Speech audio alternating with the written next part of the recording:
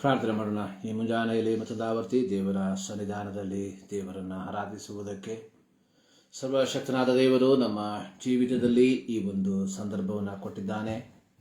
ಕೃತಜ್ಞತೆಯಿಂದ ಆತನ ಸನ್ನಿಧಾನದಲ್ಲಿ ನಾವು ಆತನನ್ನು ಆರಾಧಿಸುವ, ಪ್ರಾರ್ಥನೆ ಮಾಡುವ.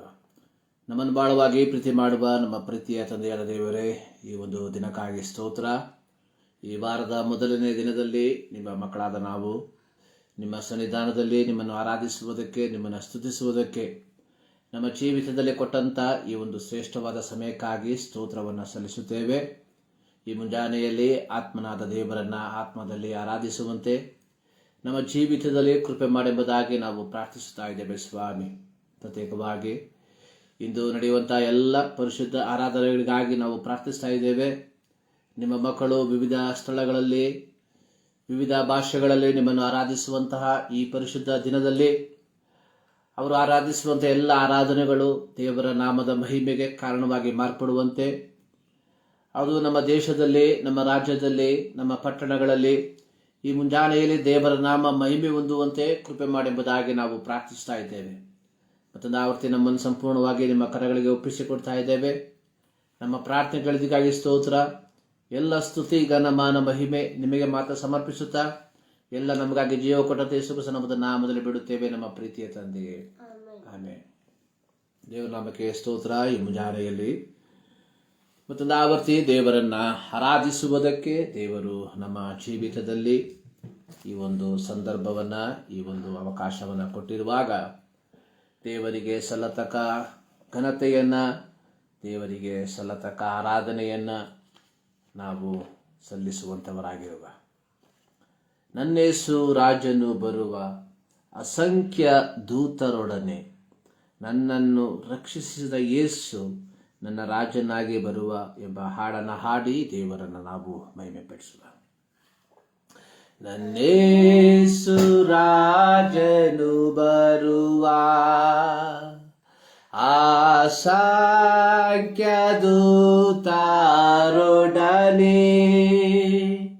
ನನ್ನೇಸು ರಾಜನು ಬರುವ ಅಸಂಖ್ಯ ದೂತರೊಡನೆ ನನ್ನನ್ನು ರಕ್ಷಿಸಿದ ಯೇಸು ನನ್ನ ರಾಜನಾಗಿ ಬರುವ, ನನ್ನನ್ನು ರಕ್ಷಿಸಿದ ಯೇಸು ನನ್ನ ರಾಜನಾಗಿ ಬರುವ, ಬಾನಲ್ಲಿ ಬೆಳಕು ಬೆಳಗಿ, ಬಾನಲ್ಲಿ ಮಿಂಚು ಬಿಡುಗೆ, ಬಾನಲ್ಲಿ ಬೆಳಕು ಬೆಳಗಿ, ಬಾನಲ್ಲಿ ಮಿಂಚು ಬಿಡುಗೆ, ಮೇಘಗಳೊಡನೆ ಇಳಿದು ಮೇಘದೂತರೊಡನೆ ಬರುವ, ಮೇಘಗಳೊಡನೆ ಇಳಿದು ಮೇಘದೂತರೊಡನೆ ಬರುವ, ನನ್ನೇಸು ರಾಜನು ಬರುವ ಅಸಂಖ್ಯ ದೂತರೊಡನೆ ನನ್ನನ್ನು ರಕ್ಷಿಸಿದ ಯೇಸು ನನ್ನ ರಾಜನಾಗಿ ಬರುವ, ನನ್ನನ್ನು ರಕ್ಷಿಸಿದ ಯೇಸು ನನ್ನ ರಾಜನಾಗಿ ಬರುವ,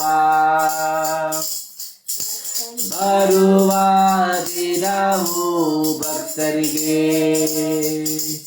ಆ ದಿನವು ತುಂಬ ಆನಂದವು ಬರುವ ದಿನವು ಭಕ್ತರಿಗೆ ಆ ದಿನವು ತುಂಬ ಆನಂದವು ಯಾರು ಸಿದ್ಧರಾಗಲಿಲ್ಲವೋ ಆ ದಿನವು ತುಂಬ ದುಃಖಕರವು ಯಾರು ಸಿದ್ಧರಾಗಲಿಲ್ಲವೋ ಆ ದಿನವು ತುಂಬ ದುಃಖಕರವು ನನ್ನೇಸುರಾಜನು ಬರುವ ಅಸಂಖ್ಯದೂತರೊಡನೆ ನನ್ನನ್ನು ರಕ್ಷಿಸಿದ ಯೇಸು ನನ್ನ ರಾಜನಾಗಿ ಬರುವ ನನ್ನನ್ನು ರಕ್ಷಿಸಿದ ಯೇಸು ನನ್ನ ರಾಜನಾಗಿ ಬರುವ. ಹಲ್ಲೆಲೂಯಾ. ಅತ್ಯಂತ ಅರ್ಥಗರ್ಭಿತವಾದಂತಹ ಒಂದು ಮಾತು. ನನ್ನೇಸು ರಾಜನು ಬರುವ ಅಸಂಖ್ಯ ದೂತರೊಡನೆ ನನ್ನನ್ನು ರಕ್ಷಿಸಿದ ಯೇಸು ನನ್ನ ರಾಜನಾಗಿ ಬರುವ. ಪ್ರತಿಯೊಬ್ಬ ಭಕ್ತನ ಒಂದು ನಿರೀಕ್ಷೆ ಅನ್ನುವಂಥದ್ದು ಯೇಸು ಕ್ರಿಸ್ತನ ಬರೋಣ.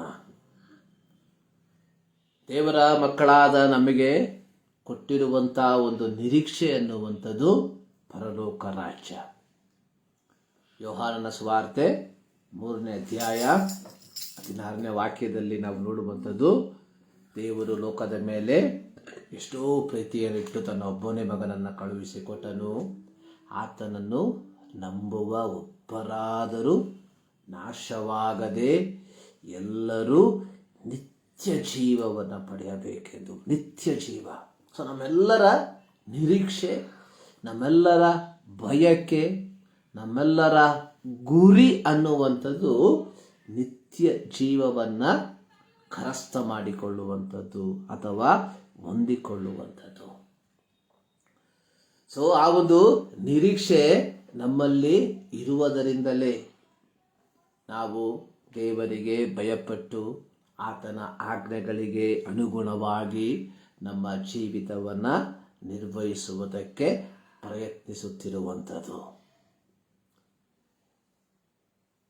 ಈ ಮುಂಜಾನೆಯಲ್ಲಿ ದೇವರ ಸನ್ನಿಧಾನದಲ್ಲಿ ನಾವು ಸೇರಿ ಬಂದಿರುವಾಗ ಮತ್ತೊಂದಾವರ್ತಿ ನಮ್ಮ ನಿರೀಕ್ಷೆಯನ್ನು, ನಮ್ಮ ಬಯಕೆಯನ್ನು, ನಮ್ಮ ಗುರಿಯನ್ನು ಸ್ಥಿರಪಡಿಸಿಕೊಳ್ಳಬೇಕಾಗಿರುವಂಥದ್ದು ಬಹಳ ಪ್ರಾಮುಖ್ಯವಾಗಿರುವಂಥ ಒಂದು ಘಟಕವಾಗಿದೆ. ಸೊ ಇನ್ನೊಂದು ಹಾಡನ್ನು ಹಾಡುವ, ಪರಲೋಕವೇ ನನ್ನ ದೇಶವೇ ಎಂದು ನೋಡುವೆನು, ನನ್ನ ಪ್ರಿಯ ಯೇಸುವನ್ನು ನಾನೆಂದು ನೋಡುವೆನು ಎಂಬ ಹಾಡನ್ನು ಹಾಡಿಯೂ ದೇವರನ್ನು ನಾವು ಮಹಿಮೆಪಡಿಸುವ. ಪರಲೋಕವೇ ನನ್ನ ದೇಶವೇ ಎಂದು ನೋಡುವೆನು, ಪರಲೋಕವೇ ನನ್ನ ದೇಶವೇ ಎಂದು ನೋಡುವೆನು, ನನ್ನ ಪ್ರಿಯ ಯೇಸುವನ್ನು ನಾನೆಂದು ನೋಡುವೆನು, ಪರಲೋಕವೇ ನನ್ನ ದೇಶವೇ ಎಂದು ನೋಡುವೆನು, ದುಃಖವು ಗೋಳಾಟವು ಕಷ್ಟವಾಗಿ ಇರುವುದಿಲ್ಲ, ದುಃಖವು ಗೋಳಾಟವು ಕಷ್ಟವಾಗಲಿ ಇರುವುದಿಲ್ಲ, ಮೊದಲಿದ್ದದೆಲ್ಲವೂ ಇಲ್ಲದೆ ಹೋಗುತ್ತದೆ. ಮೊದಲಿದ್ದದೆಲ್ಲವೂ ಇಲ್ಲದೆ ಹೋಗುತ್ತದೆ. ಪರಲೋಕವೇ ನಂದೇಶವೇ ಎಂದು ನೋಡುವೆನು. ಪರಲೋಕವೇ ನಂದೇಶವೇ ಎಂದು ನೋಡುವೆನು. ಸುತ್ತೂರಿ ದ್ವಾರಿ ಕೇಳಿನ ಬೇಗನೆ ಮಾರ್ಪಾಡುವೆ. ಸುತ್ತೂರಿ ದ್ವಾರಿ ಕೇಳಿನ ಬೇಗನೆ ಮಾರ್ಪಾಡುವೆ. ಅಮರತ್ವ ಧರಿಸಿಕೊಂಡು ಸೇರುವೆ ಸ್ವದೇಶಕ್ಕೆ. ಅಮರತ್ವ ಧರಿಸಿಕೊಂಡು ಸೇರುವೆ ಸ್ವದೇಶಕ್ಕೆ. ಪರಲೋಕವೇ ನಂದೇಶವೇ ಎಂದು ನೋಡುವೆನು. ಪರಲೋಕವೇ ನಂದೇಶವೇ ಎಂದು ನೋಡುವೆನು. ನಂಬಿಕೆ ಇಲ್ಲದವರಾರು ಸೇರಲಾರರು ಆ ದೇಶಕ್ಕೆ. ನಂಬಿಕೆ ಇಲ್ಲದವರಾರು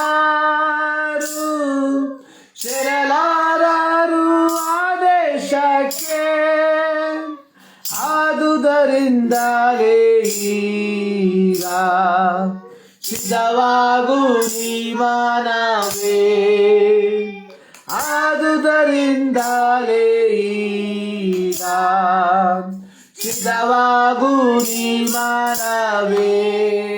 ಪರಲೋಕವೇ ನನ್ನ ದೇಶವೇ ಎಂದು ನೋಡುವೆನು. ಪರಲೋಕವೇ ನನ್ನ ದೇಶವೇ ಎಂದು ನೋಡುವೆನು. ನನ್ನ ಪ್ರಿಯ ಯೇಸುವನ್ನು ನಾನೆಂದು ನೋಡುವೆನು.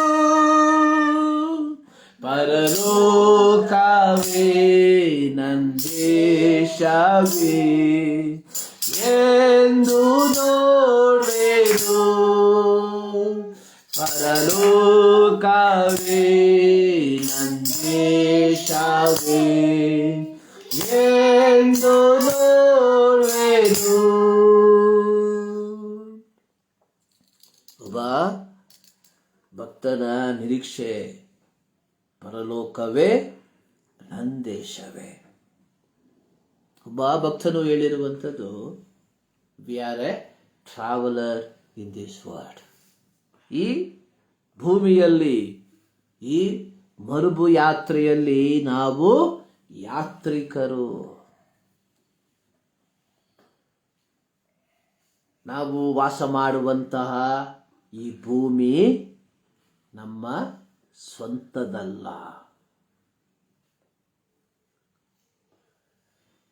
ಇಲ್ಲಿ ದೇವರು ನಮಗೆ ಅಲ್ಪಕಾಲ ವಾಸಿಸುವುದಕ್ಕೋಸ್ಕರವಾಗಿ ಕೊಟ್ಟಿರುವಂತಹ ಒಂದು ತಾತ್ಕಾಲಿಕವಾದಂತಹ ಒಂದು ಸ್ಥಳ.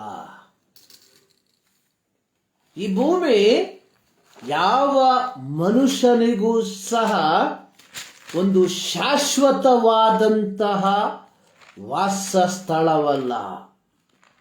ಅದು ಹಳೆಯ ಒಡಂಬಡಿಕೆಯ ಪರಿಶುದ್ಧರಿಗೂ ಹೊಸ ಒಡಂಬಡಿಕೆಯ ಪರಿಶುದ್ಧರಿಗೂ ಯಾರಿಗೂ ಸಹ ಈ ಭೂಮಿ ಒಂದು ಶಾಶ್ವತವಾದಂತಹ ಒಂದು ವಾಸಸ್ಥಳವಲ್ಲ. ಸೊ ನಮ್ಮ ಜೀವನ ಶೈಲಿಯನ್ನ ನೋಡಿದ್ರೆ, ನಮ್ಮ ಟೆನ್ಷನ್ ಅನ್ನ ನೋಡಿದ್ರೆ, ಈ ಭೂಮಿ ನಿತ್ಯ ನಿರಂತರವಾಗಿ ನಮಗೋಸ್ಕರವಾಗಿ ಕೊಡಲ್ಪಟ್ಟಿರುವಂಥದ್ದು. ಆದುದರಿಂದಲೇ ತಂದೆ ತಾಯಿಗಳು ಸಾಧ್ಯವಾದಷ್ಟು ಮಟ್ಟಿಗೆ ತಮ್ಮ ಮಕ್ಕಳಿಗೋಸ್ಕರವಾಗಿ ಆಸ್ತಿ ಪಾಸ್ತಿಗಳನ್ನು ಸಂಪಾದಿಸುವುದರಲ್ಲಿ ತಲ್ಲೀನರಾಗಿರುವಂಥದ್ದನ್ನು ನಾವು ನೋಡ್ತೇವೆ. ಅನೇಕರು ತಮ್ಮ ಮಕ್ಕಳಿಗೋಸ್ಕರವಾಗಿ ಉತ್ತಮವಾದಂತಹ ಸ್ಥಳಗಳನ್ನು ತೆಗೆದುಕೊಂಡು ಉತ್ತಮವಾದಂತಹ ಮನೆಗಳನ್ನು ಕಟ್ಟಿ ಇಡುವಂಥದ್ದನ್ನು ನಾವು ನೋಡ್ತೇವೆ. ಈ ಭೂಮಿ ದೇವರು ಮನುಷ್ಯನಿಗೆ ಕೊಟ್ಟಿರುವಂಥದ್ದು ಒಂದು ತಾತ್ಕಾಲಿಕವಾದಂತಹ ವಾಸಕ್ಕೋಸ್ಕರವಾಗಿ. ಆದಿಕಾಂಡ 12ನೇ ಅಧ್ಯಾಯದಲ್ಲಿ ಸರ್ವಶಕ್ತನಾದ ದೇವರು ಒಬ್ಬ ವ್ಯಕ್ತಿಯನ್ನ ಕರೆಯುವಂಥದ್ದನ್ನು ನೋಡ್ತೇವೆ. ಅವನ ಹೆಸರು ಅಬ್ರಾಮನು. ಅಬ್ರಾಮನನ್ನ ದೇವರು ಕರೆಯುವಂತಹ ಸಂದರ್ಭದಲ್ಲಿ ಅಬ್ರಹಾಮನಿಗೆ ದೇವರು ಹೇಳಿದಂತಹ ಕೆಲವು ಕಾರ್ಯ, ಒಂದು, ನೀನು ಸ್ವದೇಶವನ್ನ ಬಿಟ್ಟು, ಸ್ವದೇಶ ಅಂದ್ರೆ ನೀನು ವಾಸಿಸುವಂತಹ ದೇಶವನ್ನ ಬಿಟ್ಟು, ಬಂಧು ಬಳಗವನ್ನು, ತಂದೆಯ ಮನೆಯನ್ನು ಬಿಟ್ಟು ನಾನು ತೋರಿಸುವ ದೇಶಕ್ಕೆ ಹೊರಟು ಹೋಗು. ನಾನು ನಿನ್ನನ್ನು ದೊಡ್ಡ ಜನಾಂಗವಾಗುವಂತೆ ಮಾಡಿ ಆಶೀರ್ವದಿಸಿ ನಿನ್ನ ಹೆಸರನ್ನು ಪ್ರಖ್ಯಾತಿಗೆ ತರುವೆನು. ನೀನು ಆಶೀರ್ವಾದ ನಿಧಿಯಾಗುವಿ.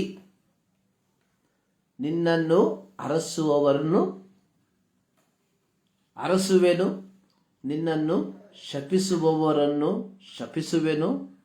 ನಿನ್ನ ಮೂಲಕ ಭೂಲೋಕದ ಎಲ್ಲ ಕುಲದವರಿಗೂ ಆಶೀರ್ವಾದ ಉಂಟಾಗುವುದು. ಇಲ್ಲಿ ದೇವರು ಯೆಹೋವನು ಅಬ್ರಹಾಮನನ್ನ ಕರೆಯುವಂತಹ ಸಂದರ್ಭದಲ್ಲಿ, ಆದರೆ ದೇವರು ಅಬ್ರಹಾಮನನ್ನ ಕರೆಯುವಾಗ ಹೇಳಿದಂತಹ ಮೊದಲನೆಯ ಕಾರ್ಯ, ನೀನು ನಿನ್ನ ಸ್ವದೇಶವನ್ನು, ಬಂಧು ಬಳಗವನ್ನು, ತಂದೆಯ ಮನೆಯನ್ನು ಬಿಟ್ಟು. ನಾವು ಪ್ರಾರಂಭದ ಆ ಒಂದು ಪದವನ್ನು ತೆಗೆದುಕೊಳ್ಳುವ, ನೀನು ಸ್ವದೇಶವನ್ನು ಬಿಟ್ಟು.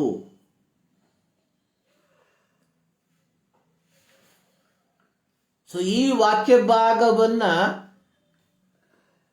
ವಿವಿಧ ರೀತಿಯಲ್ಲಿ ವ್ಯಾಖ್ಯಾನಿಸುವಂತಹ ಜನರನ್ನ ನಾವು ನೋಡ್ತೇವೆ, ಅಥವಾ ವಿವಿಧ ರೀತಿಯಲ್ಲಿ ವ್ಯಾಖ್ಯಾನ ಮಾಡಿರುವಂತಹ ಕಮೆಂಟ್ರಿಗಳನ್ನು ನಾವು ನೋಡ್ತೇವೆ.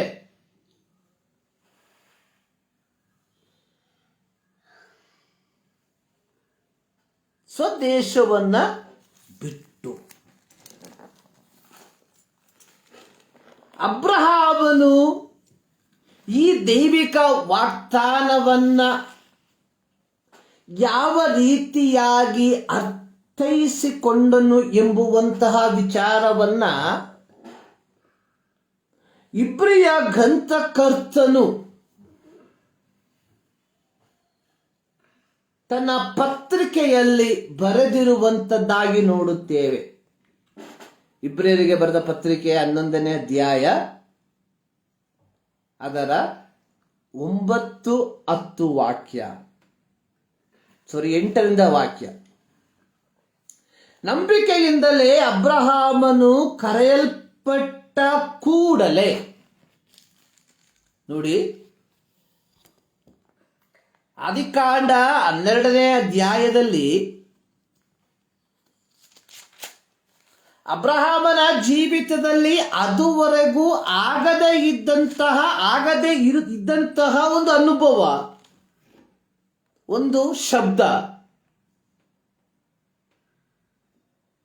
ನೀನು ಸ್ವದೇಶವನ್ನು, ಬಂಧು ಬಳಗವನ್ನು, ತಂದೆಯ ಮನೆಯನ್ನು ಬಿಟ್ಟು ನಾನು ತೋರಿಸುವ ದೇಶಕ್ಕೆ ಹೊರಟು ಹೋಗು. ಇಬ್ರಿಯ ಗ್ರಂಥಕರ್ತನು ಪತ್ರಿಕೆಯನ್ನ ಬರೆಯುವಂತಹ ಸಂದರ್ಭದಲ್ಲಿ, ಯಾಕಂದ್ರೆ ಸತ್ಯವೇದ ಅನ್ನುವಂಥದ್ದು ದೇವರ ವಾಕ್ಯ, ದೇವರ ಪವಿತ್ರಾತ್ಮನು ತಾನೇ ಕೆಲವು ಬರಹಗಾರರಿಗೆ ಆತ್ಮನ ನಿಯೋಜನೆಯಿಂದ ಬರೆಸಲ್ಪಟ್ಟಿರುವಂಥದ್ದು ಎಂಬ ನಂಬಿಕೆ ಪ್ರತಿ ಕ್ರೈಸ್ತರು ಹೊಂದಿರುವಂಥದ್ದು. ಸೊ ಆಗಿರುವಾಗ ಆದಿಕಾಂಡ 12ನೇ ಅಧ್ಯಾಯದಲ್ಲಿ ಯೆಹೋವನು ಅಬ್ರಹಾಮನಿಗೆ ನೀನು ಸ್ವದೇಶವನ್ನು ಬಿಟ್ಟು ನಾನು ತೋರಿಸುವ ದೇಶಕ್ಕೆ ಹೊರಟು ಹೋಗು. ಇಲ್ಲಿ ಬಂಧು ಬಳಗ, ತಂದೆ ಮನೆ ಅನ್ನುವಂಥದ್ದು ಬರೆಯಲ್ಪಟ್ಟಿದೆ, ಆದರೆ ಅವೆರಡನ್ನು ನಾನು ಪಕ್ಕಕ್ಕಿಡ್ತೇನೆ ಅಷ್ಟೇ. ನೀನು ಸ್ವದೇಶವನ್ನು ಬಿಟ್ಟು, ಬಂಧು ಬಳಗವನ್ನು ಬಿಟ್ಟು, ತಂದೆ ಮನೆಯನ್ನು ಬಿಟ್ಟು ಎಂಬುದಾಗಿ ಬರೆಯದೆ ಎಲ್ಲವನ್ನು ಸೇರಿಸಿ ಬರೆದಿದ್ದಾರೆ ಅಷ್ಟೇ. ಅದರಲ್ಲಿ ಬೇರೆ ಯಾವ ಅರ್ಥವನ್ನು ಅರ್ಥೈಸುವಂತಹ ಅವಶ್ಯಕತೆ ಇಲ್ಲ. ಸೊ ನೀನು ಸ್ವದೇಶವನ್ನು ಬಿಟ್ಟು ನಾನು ತೋರಿಸುವ ದೇಶಕ್ಕೆ ಹೊರಟು ಹೋಗು. ನೀನು ಬಂಧು ಬಳಗವನ್ನು ಬಿಟ್ಟು ನಾನು ತೋರಿಸುವ ದೇಶಕ್ಕೆ ಹೊರಟು ಹೋಗು. ನೀನು ತಂದೆಯ ಮನೆಯನ್ನು ಬಿಟ್ಟು ನಾನು ತೋರಿಸುವ ದೇಶಕ್ಕೆ ಹೊರಟು ಹೋಗು ಎಂಬ ಉದ್ದವಾಗಿ ಬರೆಯದೆ ಅದನ್ನು ಶಾರ್ಟ್ ಆಗಿ ಬರೆದಿರುವಂಥದ್ದು. ನೀನು ಸ್ವದೇಶವನ್ನು, ಬಂಧು ಬಳಗವನ್ನು, ತಂದೆಯ ಮನೆಯನ್ನು ಬಿಟ್ಟು ನಾನು ತೋರಿಸುವ ದೇಶಕ್ಕೆ ನೀನು ಹೊರಟು ಹೋಗು ಅಷ್ಟೇ ಅರ್ಥ. ಸೊ ನಾನು ಹೇಳುವಂಥದ್ದು, ನೀನು ಸ್ವದೇಶವನ್ನು ಬಿಟ್ಟು ನಾನು ತೋರಿಸುವ ದೇಶಕ್ಕೆ ಹೊರಟು ಹೋಗು ಎಂಬ ದೈವಿಕವಾದಂತಹ ಶಬ್ದಕ್ಕೆ ಅಬ್ರಹಾಮನ ಪ್ರತಿಕ್ರಿಯೆ, ನಂಬಿಕೆಯಿಂದಲೇ ಅಬ್ರಾಮನು ಕರೆಯಲ್ಪಟ್ಟ ಕೂಡಲೇ ಕರೆದಾತನ ಮಾತನ್ನು ಕೇಳಿ, ಕರೆದಾತನ ಮಾತು, ಅಬ್ರಾಮನು ತನ್ನ ತಂದೆಯೊಂದಿಗೆ ಆತನು ವಾಸಿಸುತ್ತಿದ್ದಂತಹ ಸಂದರ್ಭದಲ್ಲಿ 11ನೇ ಅಧ್ಯಾಯದಲ್ಲಿ ನಾವು ನೋಡುವಂತಹ ಸಂದರ್ಭದಲ್ಲಿ ಹಾರಾನ್ ಪಟ್ಟಣಕ್ಕೆ ಬಂದು ವಾಸ ಮಾಡುವಂತಹ ಸಂದರ್ಭ.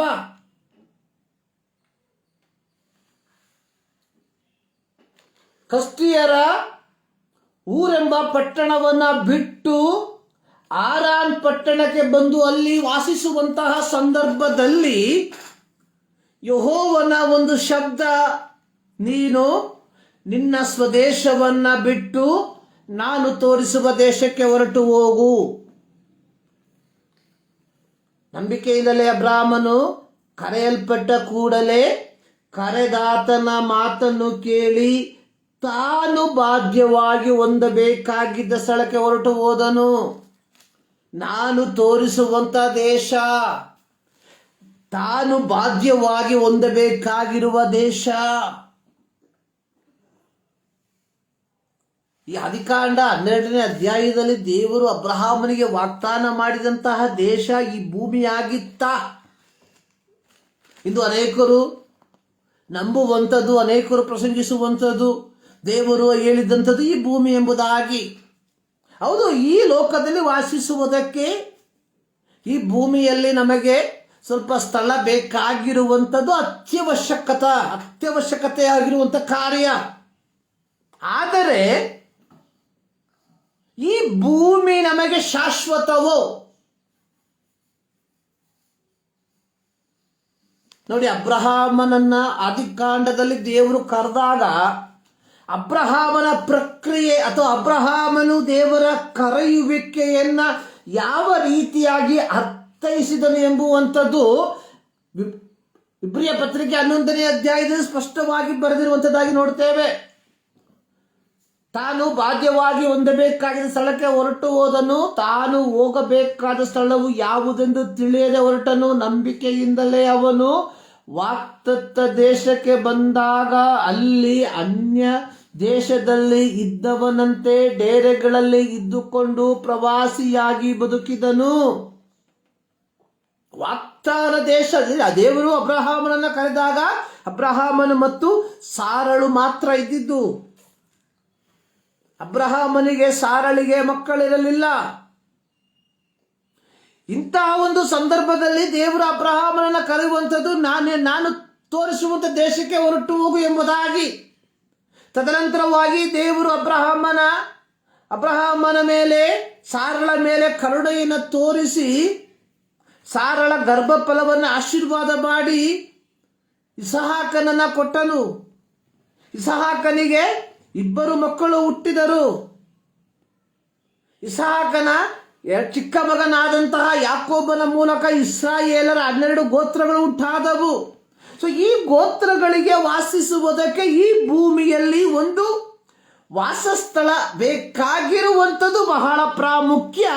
ಆದರೆ ಈ ವಾಸಸ್ಥಳ ಅನ್ನುವಂಥದ್ದು ಶಾಶ್ವತವಾದ ವಾಸಸ್ಥಳವಲ್ಲ. ಇವತ್ತು ನಾವು ಈ ಭೂಮಿನೇ ನಮಗೆ ದೇವರು ಕೊಟ್ಟಿರುವಂತಹ ನಿತ್ಯ ನಿರಂತರವಾದ ವಾಸಸ್ಥಳವೆಂಬುದಾಗಿ ನೆನೆಸಿ ಜೀವಿಸುವಂಥದ್ದನ್ನು ನಾವು ನೋಡ್ತಾ ಇದ್ದೇವೆ. ಪ್ರತ್ಯೇಕವಾಗಿ ಕ್ರೈಸ್ತರುಗಳು ನಾವುಗಳು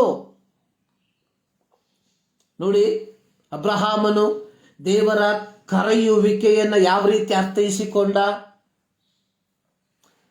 ಅವನು ವಾಗ್ದತ್ತ ದೇಶಕ್ಕೆ ಬಂದಾಗ ಅಲ್ಲಿ ಅನ್ಯ ದೇಶದಲ್ಲಿ ಇದ್ದವನಂತೆ ಡೇರೆಗಳಲ್ಲಿ ಇದ್ದುಕೊಂಡು ಪ್ರವಾಸಿಯಾಗಿ ಬದುಕಿದನು. ಟ್ರಾವೆಲರ್.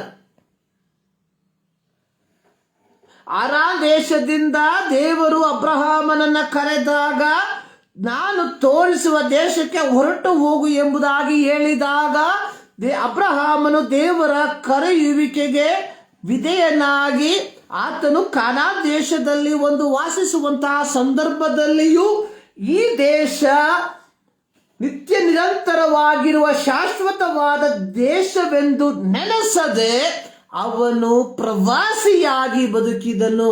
ಅರ್ಥ, ಈ ಭೂಮಿ ನಮಗೆ ಕೇವಲ ತಾತ್ಕಾಲಿಕವಾದಂಥದ್ದು ಎಂಬುದು ಮಾತ್ರ. ಹಳೆ ಒಡಂಬಡಿಕೆಯ ವಾಗ್ದಾನಗಳು ಹಳೆ ಒಡಂಬಡಿಕೆಯ ಆಶೀರ್ವಾದಗಳು ಅನ್ನುವಂಥದ್ದು ಮಾನುಷಿಕವಾದ ಲೌಕಿಕವಾದ ಆಶೀರ್ವಾದಗಳು ಅನ್ನುವಂಥದ್ರಲ್ಲಿ ಯಾವ ಸಂಶಯವೂ ಇಲ್ಲ.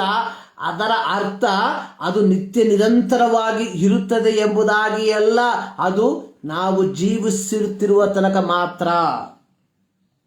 ನೋಡಿ, ಅಬ್ರಹಾಮನು ಯಾವ ರೀತಿಯಾಗಿ ದೇವರ ವಾಗ್ದಾನವನ್ನು ಅರ್ಥೈಸಿಕೊಂಡ,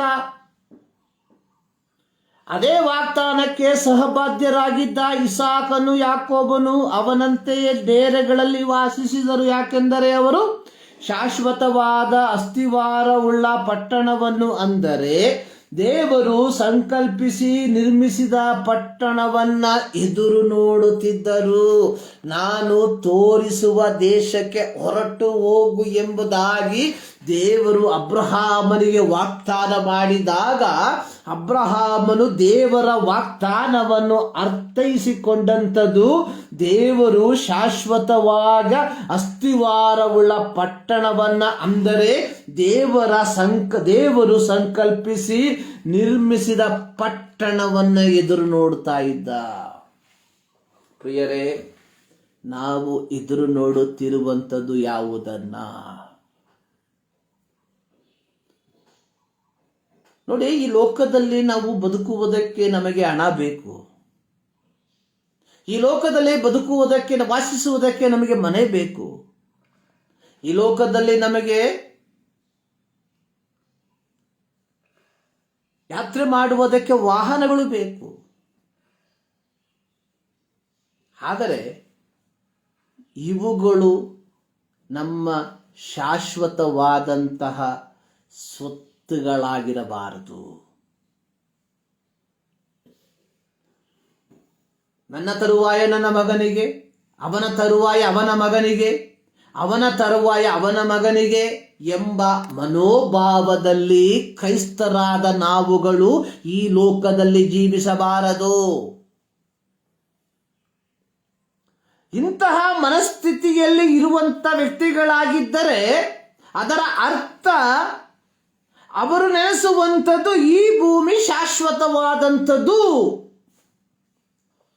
ಆದರೆ ಇಲ್ಲಿ ಹಾಡುಗಾರನು ಹಾಡಿರುವಂಥದ್ದು, ಪರಲೋಕವೇ ನನ್ನ ದೇಶವೇ ಎಂದು ನೋಡುವೆನು, ನನ್ನ ಪ್ರಿಯ ಯೇಸುವನ್ನು ನಾನೆಂದು ನೋಡುವೆನು. ಸೊ ದೇವರು ನಮಗೆ ಸಿದ್ಧ ಮಾಡಿರುವಂತಹ ಅಥವಾ ದೇವರು ನಮಗಾಗಿ ನಿರ್ಮಿಸಿರುವಂತಹ ಆ ಒಂದು ಪಟ್ಟಣ, ಆ ಪಟ್ಟಣದ ಕುರಿತಾಗಿ ಹಾಡುಗಾರರು ಹೇಳಿರುವಂಥದ್ದು, ದುಃಖವು ಗೋಳಾಟವು ಕಷ್ಟವಾಗಲಿ ಇರುವುದಿಲ್ಲ. ಈ ಭೂಮಿಯಲ್ಲಿ ನಮಗೆ ದುಃಖ ಇದೆ, ಈ ಭೂಮಿಯಲ್ಲಿ ನಮಗೆ ಗೋಳಾಟ ಇದೆ, ಈ ಭೂಮಿಯಲ್ಲಿ ನಮಗೆ ಕಷ್ಟ ಇದೆ, ಈ ಭೂಮಿಯಲ್ಲಿ ನಮಗೆ ರೋಗ ಇದೆ, ಈ ಭೂಮಿಯಲ್ಲಿ ನಮಗೆ ಮರಣ ಇದೆ, ಈ ಭೂಮಿಯಲ್ಲಿ ನಮಗೆ ಎಲ್ಲ ವಿಧವಾದಂತಹ ಆಪತ್ತುಗಳು ಅನರ್ಥಗಳು ಬರುವಂಥದ್ದಾಗಿದೆ.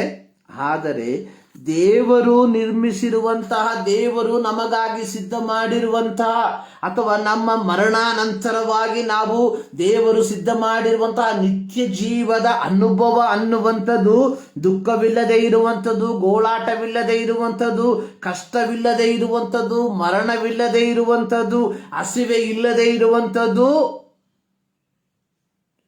ಅಮರತ್ವದಲ್ಲಿ ವಾಸಿಸುವಂತಹ ಒಂದು ದೇಶ. ಈ ದೇಶಕ್ಕೆ ನಂಬಿಕೆ ಇಲ್ಲದವರು, ಪವಿತ್ರವಾದ ಜೀವಿತವನ್ನು ಜೀವಿಸದೇ ಇರುವರು, ಕರ್ತನಾದ ಯೇಸು ಕ್ರಿಸ್ತನನ್ನು ಅಂಗೀಕರಿಸದೇ ಇರುವಂಥವರು, ಕರ್ತನಾದ ಯೇಸು ಕ್ರಿಸ್ತನ ಮಾತನ್ನು ಕೈಕೊಳ್ಳದೇ ಇರುವಂಥವರು, ಇವರು ಯಾರು ಆ ದೇಶಕ್ಕೆ ಸೇರೋದಿಲ್ಲ. ಯೋಹಾನನ ಸುವಾರ್ತೆ 14ನೇ ಅಧ್ಯಾಯದಲ್ಲಿ ಯೇಸು ಸ್ವಾಮಿ ಹೇಳಿರುವಂಥದ್ದು, ನಿಮ್ಮ ಹೃದಯವು ಕಳವಳಗೊಳ್ಳದೇ ಇರಲಿ, ನನ್ನನ್ನು ನಂಬಿರಿ, ದೇವರನ್ನು ನಂಬಿರಿ. ನನ್ನ ತಂದೆಯ ಮನೆಯಲ್ಲಿ ಅನೇಕ ಬಿಡಾರಗಳಿವೆ, ಇಲ್ಲದಿದ್ದರೆ ನಾನು ನಿಮಗೆ ಹೇಳುತ್ತಿದ್ದೇನೋ.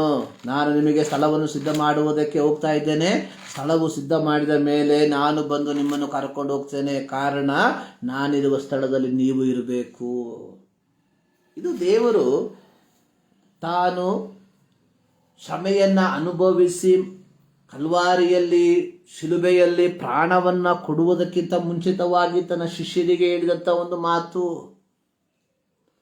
ಅಂದರೆ ಯೇಸು ಸ್ವಾಮಿಯ ಆ ಒಂದು ಪ್ರೀ ಪ್ಲಾನ್ ಅನ್ನುವಂಥದ್ದು ತನ್ನ ಮಕ್ಕಳನ್ನು, ಯೇಸು ಸ್ವಾಮಿಯನ್ನು ನಂಬುವಂಥವರನ್ನು, ಯೇಸು ಸ್ವಾಮಿಯ ಮಾತುಗಳಿಗೆ ವಿಧೇಯರಾಗುವಂಥವರನ್ನ, ಕ್ರೈಸ್ತರನ್ನಲ್ಲ, ಯೇಸು ಸ್ವಾಮಿಯ ಮಾತುಗಳಿಗೆ ವಿಧೇಯರಾಗುವಂಥವರನ್ನ, ಪೆಂಟೆಕೋಸ್ಟ್ ಜನರನ್ನು ಅಲ್ಲ.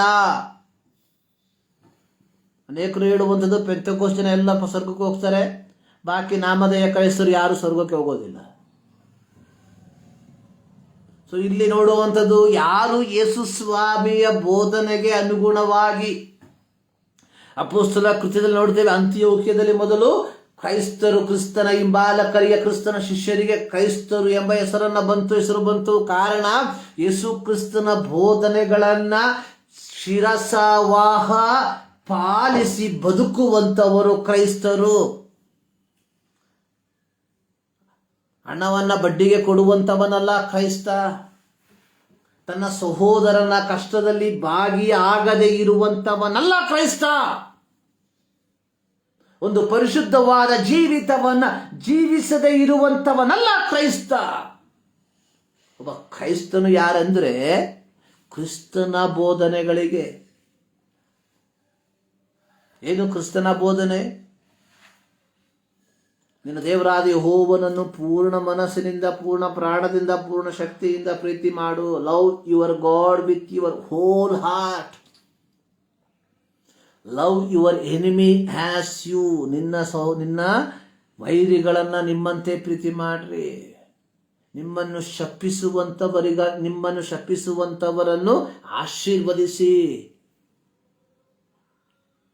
ನಮ್ಮನ್ನು ಶಪಿಸುವಂಥವರಲ್ಲ, ನಮ್ಮ ಸಹೋದರರು ನಮಗಿಂತಲೂ ಮಿಗಿಲಾಗಿ ಆರ್ಥಿಕವಾಗಿ ಏನನ್ನಾದರೂ ಮೇಲನ್ನ ಅನುಭವಿಸುವುದನ್ನು ಕಂಡರೆ ನಾವು ನಮ್ಮಷ್ಟು ಹೊಟ್ಟೆ ಕಿಚ್ಚು ಪಡುವಂಥವರು ಲೋಕದಲ್ಲಿ ಬೇರೆ ಯಾರೂ ಇಲ್ಲ. ಸಹಾಯ ಮಾಡದ ಹಾಳಾಗೋಗ್ಲಿ, ಅವನು ದೈವಿಕವಾದ ಮೇಲುಗಳನ್ನು ಅಥವಾ ದೈವಿಕವಾದ ರೀತಿಯಲ್ಲಿ ಯಾವುದಾದರೂ ಮೇಲುಗಳನ್ನು ಅನುಭವಿಸುವಾಗ ಅದನ್ನು ನೋಡಿ ಸಂತೋಷ ಪಡುವುದಕ್ಕೂ ಆಗದೆ ಪರಿತಪ್ಪಿಸುವಂತ ಜನರುಗಳು ನಾವುಗಳು. ಅಂದ್ರೆ ದೇವರು ಸಿದ್ಧ ಮಾಡಿರುವಂತಹ ಆ ಪರಲೋಕ ರಾಜ್ಯಕ್ಕೆ ಸೇರಬೇಕಾದ್ರೆ ನಾವು ಕ್ರಿಸ್ತನ ಬೋಧನೆಗಳನ್ನ ಚಾಚು ತಪ್ಪದೆ ಪಾಲಿಸುವಂತವರಾಗಿರಬೇಕು. ನಾವು ಅಂತಹ ವ್ಯಕ್ತಿಗಳಾಗಿದ್ದೇವಾ ಎಂಬುವಂಥದ್ದನ್ನು ಒಂದು ಸಾರಿ ಯೋಚಿಸಬೇಕಾಗಿರುವಂಥದ್ದು ಬಹಳ ಪ್ರಾಮುಖ್ಯ. ಸಮಯ ಬಹಳ ಮುಂದಕ್ಕೆ ಹೋಗ್ತಾ ಇದೆ. ಇವತ್ತು ನಾನು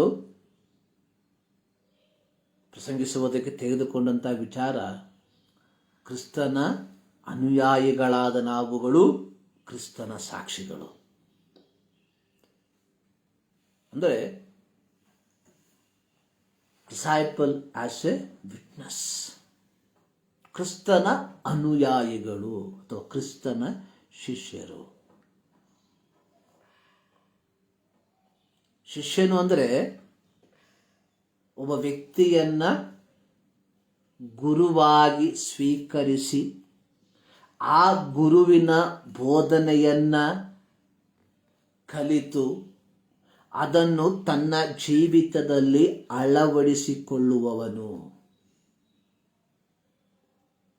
ಶಿಷ್ಯನು ಅಂದರೆ ಒಬ್ಬ ವ್ಯಕ್ತಿಯನ್ನ ಗುರುವಾಗಿ ಸ್ವೀಕರಿಸುವಂಥದ್ದು, ಆ ಗುರು ಕಲಿಸುವಂಥದ್ದನ್ನ ಅಭ್ಯಸಿಸುವಂಥದ್ದು, ಅಭ್ಯಸಿಸಿರುವಂಥದ್ದನ್ನ ತನ್ನ ಜೀವಿತದಲ್ಲಿ ಕ್ರಿಯೆಗಳ ಮೂಲಕವಾಗಿ ತೋರ್ಪಡಿಸುವಂಥದ್ದು. ಇದೇ ಒಬ್ಬ ಶಿಷ್ಯ ಅನ್ನುವಂತಹ ಒಂದು ಪದದ ಮೂಲ ಅರ್ಥ. We as a disciple of Christ, Yesu ಕ್ರಿಸ್ತನ ಅನುಯಾಯಿಗಳಾದ ನಾವುಗಳು ಯೇಸು ಕ್ರಿಸ್ತನನ್ನು ಗುರುವಾಗಿ ಅಥವಾ ದೇವರಾಗಿ ಅಂಗೀಕಾರ ಮಾಡಿರುವಂತಹ ನಾವುಗಳು, ಕ್ರಿಸ್ತನ ಬೋಧನೆಯನ್ನ ಕಲಿತಿರುವಂತಹ ನಾವುಗಳು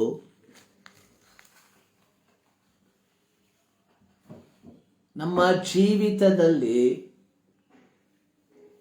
ಕ್ರಿಸ್ತನ ಬೋಧನೆಗೆ ಅನುಗುಣವಾಗಿ ನಮ್ಮ ಜೀವಿತವನ್ನ ನಿರ್ವಹಿಸುತ್ತಿದ್ದೇವಾ ಮತ್ತು ಕಲಿತಿರುವಂತಹ ಈ ಕ್ರಿಸ್ತನ ಬೋಧನೆಯನ್ನ ಇತರರಿಗೆ ನಾವು ಕಲಿಸುವಂತವರಾಗಿದ್ದೇವಾ? ಒಬ್ಬ ಶಿಷ್ಯನ ಆದ್ಯ ಕರ್ತವ್ಯ ಅನ್ನುವಂಥದ್ದು ತಾನು ಕಲಿತಂಥದನ್ನ ಇತರರಿಗೆ ಕಲಿಸುವಂಥದ್ದು. ಅಪೊಸ್ತಲನಾದ ಪೌಲನು ತಿಮೋತಿಯನಿಗೆ ಹೇಳುವಂಥದ್ದು ಅಥವಾ ತಿಮೋತಿಯನಿಗೆ ತನ್ನ ಪತ್ರಿಕೆಯ ಮೂಲಕ ಎಚ್ಚರಿಕೆ ಪಡಿಸುವಂಥದ್ದು 2 ತಿಮೋತಿ 2ನೇ ಅಧ್ಯಾಯ 2ನೇ ವಾಕ್ಯ, 1 ಮತ್ತು 2ನೇ ವಾಕ್ಯ. ನನ್ನ ಮಗನೇ, ನೀನು ಕ್ರಿಸ್ತ ಯೇಸುವಿನಲ್ಲಿರುವ ಕೃಪೆಯಿಂದ ಬಲ ಹೊಂದಿದವನಾಗು. ನೀನು ನನ್ನಿಂದ ಅನೇಕ ಸಾಕ್ಷಿಗಳ ಮುಂದೆ ಕೇಳಿದ ಉಪದೇಶವನ್ನು, ಇಂಗ್ಲಿಷ್ ಕನ್ನಡ ಭಾಷೆಯಲ್ಲಿ ಕೇಳಿದ ಉಪದೇಶವನ್ನು ಎಂಬುದಾಗಿ ನಾವು ನೋಡ್ತೇವೆ. ಆಂಗ್ಲ ಭಾಷೆಯಲ್ಲಿ ನಾವು ನೋಡುವಂಥದ್ದು ನೀನು ನನ್ನಿಂದ ಕಲಿತಿರುವಂಥದ್ದನ್ನ, what you learn from me. ನೀನು ನನ್ನಿಂದ ಕಲಿತಿರುವಂಥದ್ದನ್ನ ನಿನ್ನಲ್ಲಿಯೇ ಬಚ್ಚಿಟ್ಟುಕೋ ಎಂಬುದಾಗಿ ಅಲ್ಲ, ಬದಲಾಗಿ ಇತರರಿಗೆ ಬೋಧಿಸ ಶಕ್ತರಾದ ನಂಬಿಗಸ್ತ ಮನುಷ್ಯರಿಗೆ ಒಪ್ಪಿಸಿಕೊಡು. ಅಪೊಸ್ತಲನಾದ ಪೌಲನ ಐಹಿಕ ಸೇವೆಯ ಸಂದರ್ಭದಲ್ಲಿ ಅನೇಕರು ಅಪೊಸ್ತಲನಾದ ಪೌಲನಿಗೆ ಶಿಷ್ಯರಾಗಿ ಇದ್ದಿರುವಂಥದ್ದಾಗಿ ನಾವು ನೋಡುತ್ತೇವೆ. ಅದರಲ್ಲಿ ಒಬ್ಬ ವ್ಯಕ್ತಿಯಾಗಿದ್ದನು ಈ ತಿಮೋತಿ. ಈ ತಿಮೋತಿಗೆ ಪೌಲನು ತನ್ನ ಜೀವಿತದ ಮೂಲಕ ಮತ್ತು ಪಟ್ಟಣಗಳ ಮೂಲಕ ಕ್ರಿಸ್ತನ ಸದ್ವರ್ತಮಾನವನ್ನ ತಿಳಿಯಪಡಿಸಿದನು. ಈಗ ಇದೇ ಪೌಲನು ತನ್ನ ಜೀವಿತದ ಕೊನೆಯ ಸಂದರ್ಭದಲ್ಲಿ ಬಂದಿರುವಾಗ, ಇನ್ನೇನು ತನ್ನ ಈ ಲೋಕದ ಯಾತ್ರೆಯನ್ನ ಮುಗಿಸಿ ಕರ್ತನಲ್ಲಿ ನಿದ್ರಿಸಬೇಕು ಎಂಬುವಂತಹ ಆ ಒಂದು ಪೂರ್ಣವಾದ ತಿಳುವಳಿಕೆ ಅವನಿಗೆ ಉಂಟಾದಾಗ, ತನ್ನ ಶಿಷ್ಯನಾದಂತಹ ತಿಮೋತಿಯ ಪತ್ರಿಕೆಯಲ್ಲಿ ನೋಡಿ ಆತನು ಬರೆದಿರುವಂಥದ್ದು ನನ್ನ ನಿಜ ಕುಮಾರನಾದ ಎಂಬುದಾಗಿ. ನಂಬಿಕೆಯ ವಿಷಯದಲ್ಲಿ ನಿಜ ಕುಮಾರನಾಗಿರುವ ತಿಮೋತಿಯನಿಗೆ ಬರೆಯುವುದೇನೆಂದರೆ, ಪೌಲನು ತಿಮೋತಿಯನ್ನು ಕೇವಲ ಒಬ್ಬ ಶಿಷ್ಯನಾಗಿ ಅಲ್ಲ, ತನ್ನ ಮಗನಾಗಿ ಆತನು ಸ್ವೀಕಾರ ಮಾಡಿಕೊಂಡಿದ್ದ.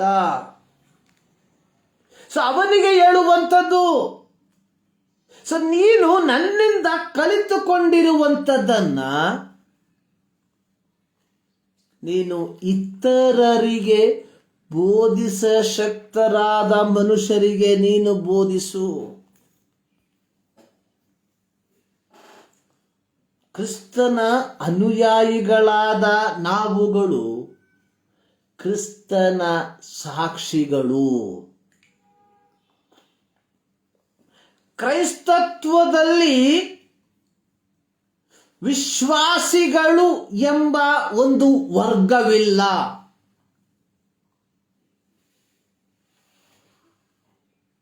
ಕ್ರೈಸ್ತತ್ವದಲ್ಲಿ ವಿಶ್ವಾಸಿಗಳು ಎಂಬ ಗುಂಪಿಲ್ಲ. ಕ್ರೈಸ್ತತ್ವದಲ್ಲಿ ಪ್ರತಿಯೊಬ್ಬನು ಕ್ರಿಸ್ತನ ಸಾಕ್ಷಿಗಳು. ಇವತ್ತು ಸಭೆಗಳಲ್ಲಿ ನಾವು ನೋಡ್ತೇವೆ, ದೊಡ್ಡ ಉಪದೇಶಿ, ಚಿಕ್ಕ ಉಪದೇಶಿ, ಹಿರಿಯ, ಸುವಾರ್ತಿಕ, ಪ್ರವಾದಿ ಹಂತಗಳು. ಹೊಸ ಒಡಂಬಡಿಕೆಯಲ್ಲೂ ಅದನ್ನು ನಾವು ನೋಡ್ತೇವೆ. ಕೆಲವರನ್ನು ಸುವಾರ್ತಿಕರನ್ನಾಗಿ, ಕೆಲವರನ್ನ ಭಾಗಗಳನ್ನು ನಾವು ನೋಡ್ತೇವೆ. ಅದರಲ್ಲೆಲ್ಲೂ ಕೆಲವರನ್ನು ವಿಶ್ವಾಸಿಗಳಾಗಿ ಎಂಬ ಪದವನ್ನು ನಾವು ಕಾಣೋದಿಲ್ಲ. ಸುವಾರ್ತಿಕರಿದ್ದಾರೆ, ಉಪದೇಶಕರಿದ್ದಾರೆ, ಪ್ರವಾದಿಗಳಿದ್ದಾರೆ, ಇವಾಂಜಲಿಸಮ್ ಮಾಡುವಂಥ ವ್ಯಕ್ತಿಗಳಿದ್ದಾರೆ, ದಾನ ಧರ್ಮಗಳನ್ನು ಮಾಡುವಂಥವರಿದ್ದಾರೆ, ಹಂತಗಳು. ಆದರೆ ಎಲ್ಲೂ ವಿಶ್ವಾಸಿಗಳು ಎಂಬ ಒಂದು ಗುಂಪನ್ನು ನಾವು ಕಾಣೋದಿಲ್ಲ. ಇದರ ಅರ್ಥ, ಕ್ರೈಸ್ತತ್ವದಲ್ಲಿ ವಿಶ್ವಾಸಿಗೆ ಮಾತ್ರ ಸೀಮಿತವಾಗಿ ಒಂದು ಗುಂಪು ಜನರನ್ನ ದೇವರು ಬೇರ್ಪಡಿಸಲಿಲ್ಲ. ಪ್ರತಿಯೊಬ್ಬ ವಿಶ್ವಾಸಿಯು, ಪ್ರತಿಯೊಬ್ಬ ಶಿಷ್ಯನು, ನಾನು ಹೇಳಿದೆ ಶಿಷ್ಯನು ಅಂದರೆ ಗುರುವಿನ ಬೋಧನೆಯನ್ನ ಕೇಳಿ ಕಲಿತು ಅದನ್ನು ತನ್ನ ಜೀವಿತದಲ್ಲಿ ಅಳವಡಿಸಿ ಜೀವಿಸಿ ಇತರರಿಗೆ ತಾನು ಕಲಿತಿರುವಂಥದ್ದನ್ನು ಬೋಧಿಸುವಂಥವನು.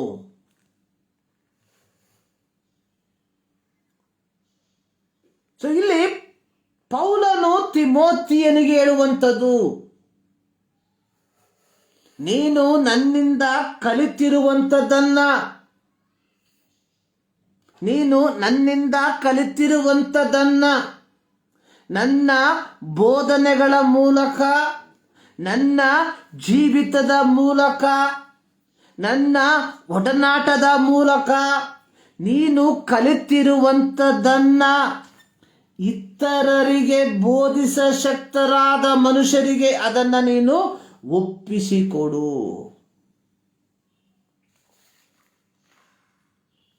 ಇದೇ ಪೌಲನು ತೀತನಿಗೆ ಪತ್ರಿಕೆ ಬರೆಯುವಂತಹ ಸಂದರ್ಭದಲ್ಲಿ ತೀತನಿಗೆ ಹೇಳುವಂಥದ್ದು 2ನೇ ಅಧ್ಯಾಯ 1ನೇ ವಾಕ್ಯ. ಸೊ ನೀನಾದರೂ ಸ್ವಸ್ಥ ಬೋಧನೆಗೆ ಅನುಗುಣವಾಗಿ ಉಪದೇಶ ಮಾಡು. ಒಬ್ಬ ಶಿಷ್ಯನು ತಾನು ಗುರುವಿನಿಂದ ಕಲಿತದ್ದನ್ನ ಪರಿಪೂರ್ಣವಾಗಿ ಕಲಿತು ಅದನ್ನು ಅದೇ ಪರಿಪೂರ್ಣತೆಯಲ್ಲಿ ಇತರರಿಗೆ ಬೋಧಿಸುವಂತವನಾಗಿರಬೇಕು.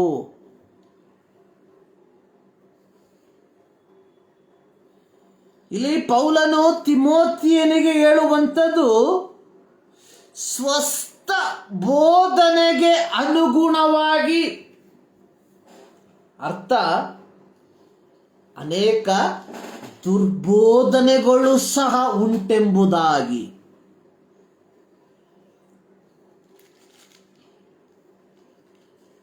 ಅಪೊಸ್ತಲನಾದ ಪೌಲನು ಗಲಾತ್ಯದವರಿಗೆ ಪತ್ರಿಕೆಯನ್ನ ಬರೆಯುವಂತಹ ಸಂದರ್ಭದಲ್ಲಿ ಒಂದು ಪದಪ್ರಯೋಗವನ್ನ ಉಪಯೋಗಿಸಿರುವಂಥದ್ದನ್ನು ನಾವು ಗಲಾತ್ಯ ಪತ್ರಿಕೆ 3ನೇ ಅಧ್ಯಾಯದಲ್ಲಿ ನಾವು ನೋಡುತ್ತೇವೆ. ಅಪೊಸ್ತಲನಾದ ಪೌಲನು ಗಲಾತ್ಯದಲ್ಲಿರುವ ಸಭೆಯನ್ನ ಸ್ಥಾಪಿಸಿದಂತಹ ಒಬ್ಬ ವ್ಯಕ್ತಿಯಾಗಿದ್ದ. ಆದರೆ ತನ್ನ ಸೇವೆಯ ನಂತರ ಕೆಲವು ದುರ್ಬೋಧಕರು ಬಂದು ಗಲಾತ್ಯ ಸಭೆಯಲ್ಲಿ ಪೌಲನ ಬೋಧನೆಗೆ ವಿಭಿನ್ನವಾದ ಬೋಧನೆಗಳನ್ನು ಬೋಧಿಸುವುದಕ್ಕೆ ಪ್ರಾರಂಭಿಸಿದರು. ಇದರ ಮೂಲಕವಾಗಿ ಸಭೆಯಲ್ಲಿ ಒಂದು ರೀತಿಯ ಅಶಾಂತಿಯ ವಾತಾವರಣ ಇಂದು ಸಭೆಗಳಲ್ಲಿ ಇದನ್ನೇ ನಾವು ಕಾಣ್ತೇವೆ. ಯಾರಾದರೂ ಸ್ವಸ್ಥ ಬೋಧನೆಯನ್ನು ಬೋಧಿಸಿದ್ರೆ ಆ ಬೋಧನೆಗೆ ವ್ಯತಿರಿಕ್ತವಾದಂತಹ ಇನ್ನೊಂದು ಬೋಧನೆ. ಸೊ ಇದರಿಂದ ತೊಂದರೆಗೆ ಈಡಾಗುವಂಥದ್ದು ಯಾರು? ಕೇಳುವಂತಹ ವಿಶ್ವಾಸಿಗಳು, ಕೇಳುವಂತಹ ಜನರು. ಅವರಿಗೆ ಒಂದು ರೀತಿಯ ಕನ್ಫ್ಯೂಷನ್, ಯಾವುದು ಸರಿ, ಇವ್ರು ಹೇಳಿದ ಸರಿ, ಇವ್ರು ಹೇಳಿದ ಸರಿ. ಇದು ಗಲಾತ್ಯ ಸಭೆಯಲ್ಲಿ ಉಂಟಾದಂಥದ್ದು.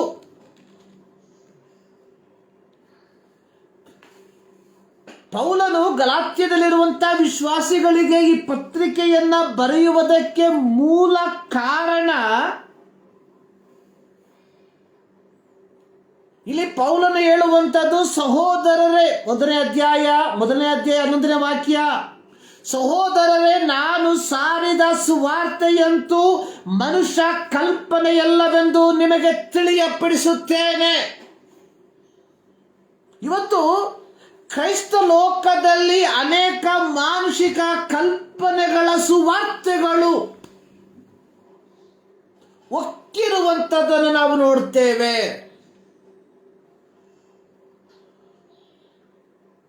ಇಲ್ಲಿ ಪೌಲನು ಹೇಳುವಂಥದ್ದು, ನಾನು ಸಾರಿದ ಸುವಾರ್ತೆ ಮನುಷ್ಯ ಕಲ್ಪನೆಯಲ್ಲ, ನಾನು ಮನುಷ್ಯನಿಂದ ಹೊಂದಲಿಲ್ಲ, ಯಾರು ನನಗೆ ಉಪದೇಶಿಸಲಿಲ್ಲ, ಯೇಸು ಕ್ರಿಸ್ತನೇ ಅದನ್ನು ನನಗೆ ಪ್ರಕಟಿಸಿದನು. ಕಾರಣ, ಪೌಲನ ಮಾನಸಾಂತರದ ಕುರಿತಾಗಿ ನಮಗೆ ಸರಿಯಾದ ಗ್ರಹಿಕೆಯುಂಟು.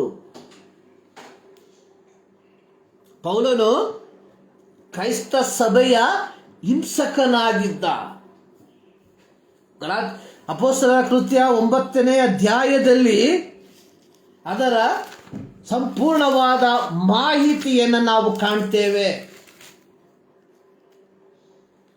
9ನೇ ಅಧ್ಯಾಯ ಪ್ರಾರಂಭವಾಗುವಂಥದ್ದು ಸೌಲನು ಕರ್ತನ ಶಿಷ್ಯರ ಮೇಲೆ ರೌದ್ರನಾಗಿದ್ದು ಬೆದರಿಕೆಯ ಮಾತುಗಳನ್ನಾಡುತ್ತಾ ಅವರನ್ನು ಸಂಹರಿಸಬೇಕೆಂದು ಆಶೆ ಪಡುತ್ತಾ. ನೋಡಿ, ಈ ಪೌಲ ಅಥವಾ ಈ ಸೌಲ ಅವನಿಗಿದ್ದಂಥ ಒಂದೇ ಒಂದು ಬಯಕೆ ಅಂದರೆ ಕ್ರಿಸ್ತನ ಹಿಂಬಾಲಕರನ್ನ ನಿಶ್ಶೇಷವಾಗಿ ನಾಶಪಡಿಸುವಂಥದ್ದು. ನೋಡಿ, ಅವನ ಆಸೆ ನೋಡಿ. ಕರ್ತನ ಶಿಷ್ಯರ ಮೇಲೆ ರೌದ್ರನಾಗಿದ್ದು ಬೆದರಿಕೆಯ ಮಾತುಗಳನ್ನಾಡುತ್ತಾ ಅವರನ್ನು ಸಂಹರಿಸಬೇಕೆಂದು ಆಶೆ ಪಡುತ್ತಾ ಮಹಾಯಾಜಕನ ಬಳಿಗೆ ಹೋಗಿ, ಈ ಮಾರ್ಗವನ್ನು ಹಿಡಿದವರು ಯಾರಾದರೂ ಸಿಕ್ಕಿದರೆ, ಅವರು ಗಂಡಸರಾದರೂ ಸರಿಯೇ ಹೆಂಗಸರಾದರೂ ಸರಿಯೇ, ನಾನು ಅವರಿಗೆ ಬೇಡಿ ಹಾಕಿಸಿ ಯೆರೂಸಲೇಮಿಗೆ ತರುವಂತೆ ದಮಸ್ಕದಲ್ಲಿರುವ ಆಯಾ ಸಭಾಮಂದಿರಗಳಿಗೆ ನೀನು ಕಾಗದವನ್ನು ಕೊಡಬೇಕೆಂದು ಬೇಡಿಕೊಂಡನು. ಅಂದರೆ ದಮಸ್ಕದಲ್ಲಿರುವಂತಹ ಪ್ರತಿಯೊಬ್ಬ ಕ್ರಿಸ್ತನ ಶಿಷ್ಯರನ್ನ ಸಂಹಾರ ಮಾಡಬೇಕು ಎಂಬುವಂಥದ್ದಾಗಿತ್ತು. ಯಾರ ಆಸೆ? ಪೌಲನ ಆಸೆ. ಆದರೆ ಆ ದಮಸ್ಕದ ಯಾತ್ರೆಯ, ಆ ದಮಸ್ಕ ಪಟ್ಟಣದ ಬಾಗಿಲಿನಲ್ಲಿ ಯಾವ ಯೇಸುವಿನ ಹಿಂಬಾಲಕರನ್ನ ಸಂಹಾರ ಮಾಡುವುದಕ್ಕೆ ಅಧಿಕಾರ ಪತ್ರದೊಂದಿಗೆ ಹೋದಂತಹ ಸೌಲ ಅದೇ ಯೇಸುವಿನ ದರ್ಶನದಿಂದ ಇದೇ ಯೇಸುವಿನ ಹಿಂಬಾಲಕನಾದ, ಸಂಹಾರಕ ಹಿಂಬಾಲಕನಾಗಿ ಮಾರ್ಪಟ್ಟ.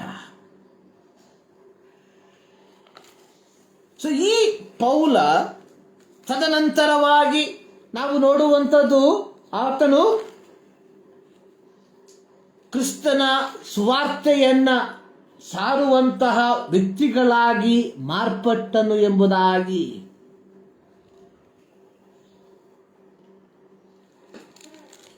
ಒಂದು ಯಥಾರ್ಥವಾದಂತಹ ದರ್ಶನ, ಯಥಾರ್ಥವಾದಂತಹ ಉಪದೇಶವನ್ನ 9ನೇ ಅಧ್ಯಾಯದಲ್ಲಿ ನಾವು ನೋಡುವಂಥದ್ದು.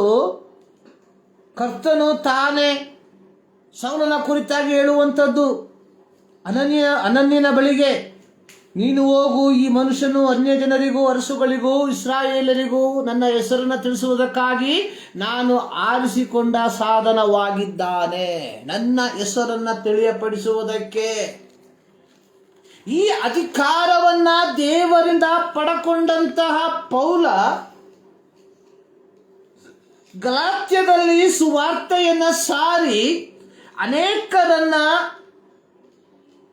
ಕರ್ತನೆಡೆಗೆ ನಡೆಸಿದ.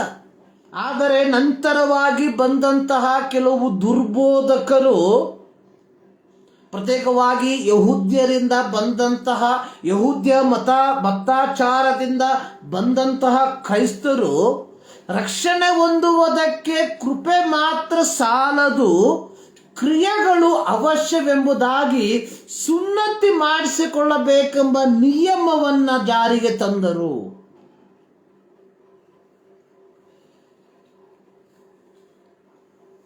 ಕ್ರಿಸ್ತನ ಬೋಧನೆ, ಯೇಸು ಕ್ರಿಸ್ತನ ಬೋಧನೆ ಎನ್ನುವಂಥದ್ದು ಕೃಪೆಯಿಂದಲೇ ರಕ್ಷಣೆ.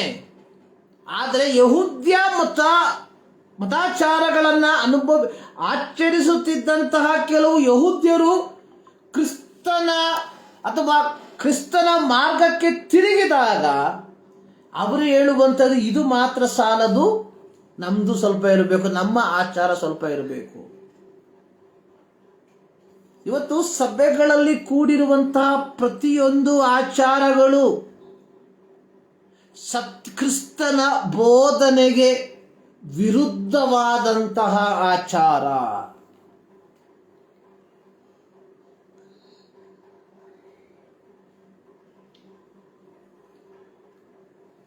ನೋಡಿ, ಕ್ರೈಸ್ತ ಸಭೆ ಪ್ರಾರಂಭವಾದ ಘಟ್ಟದಲ್ಲಿ ಕ್ರೈಸ್ತರಿಗೆ ಪೀಡನೆಗಳು ಹೆಚ್ಚಾದವು. ಪ್ರಾರಂಭದ 2.5 ಶತಮಾನ ಅಂದರೆ ಸುಮಾರು 250 ವರ್ಷ ಪೀಡನೆಗಳ ವರ್ಷವಾಗಿತ್ತು. ಈ ಪೀಡನೆಗಳ ವರ್ಷದಲ್ಲಿ ಸಭೆ ಯಥೇಚ್ಛಾಗಿ ಬೆಳೆಯುವುದಕ್ಕೆ ಪ್ರಾರಂಭವಾಗಿತ್ತು. ಆದರೆ AD 313ರಲ್ಲಿ ರೋಮನ್ ಚಕ್ರವರ್ತಿಯಾಗಿದ್ದ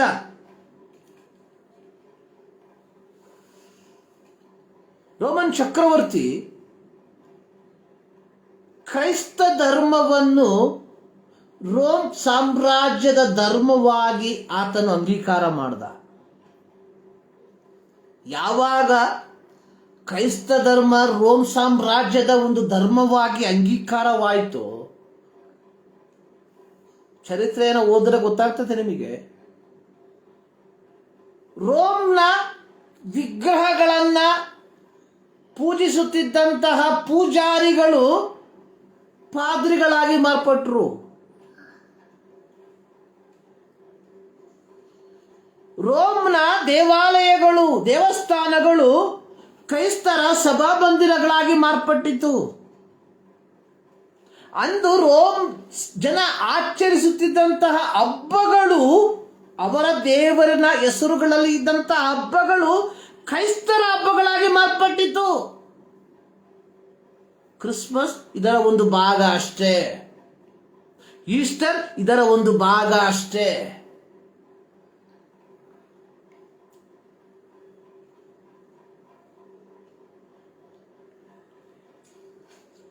ನೋಡಿ, ಇಲ್ಲಿ ಗಲಾತ್ಯ ಪತ್ರಿಕೆಯಲ್ಲಿ ನಾವು ನೋಡುವಂಥದ್ದು,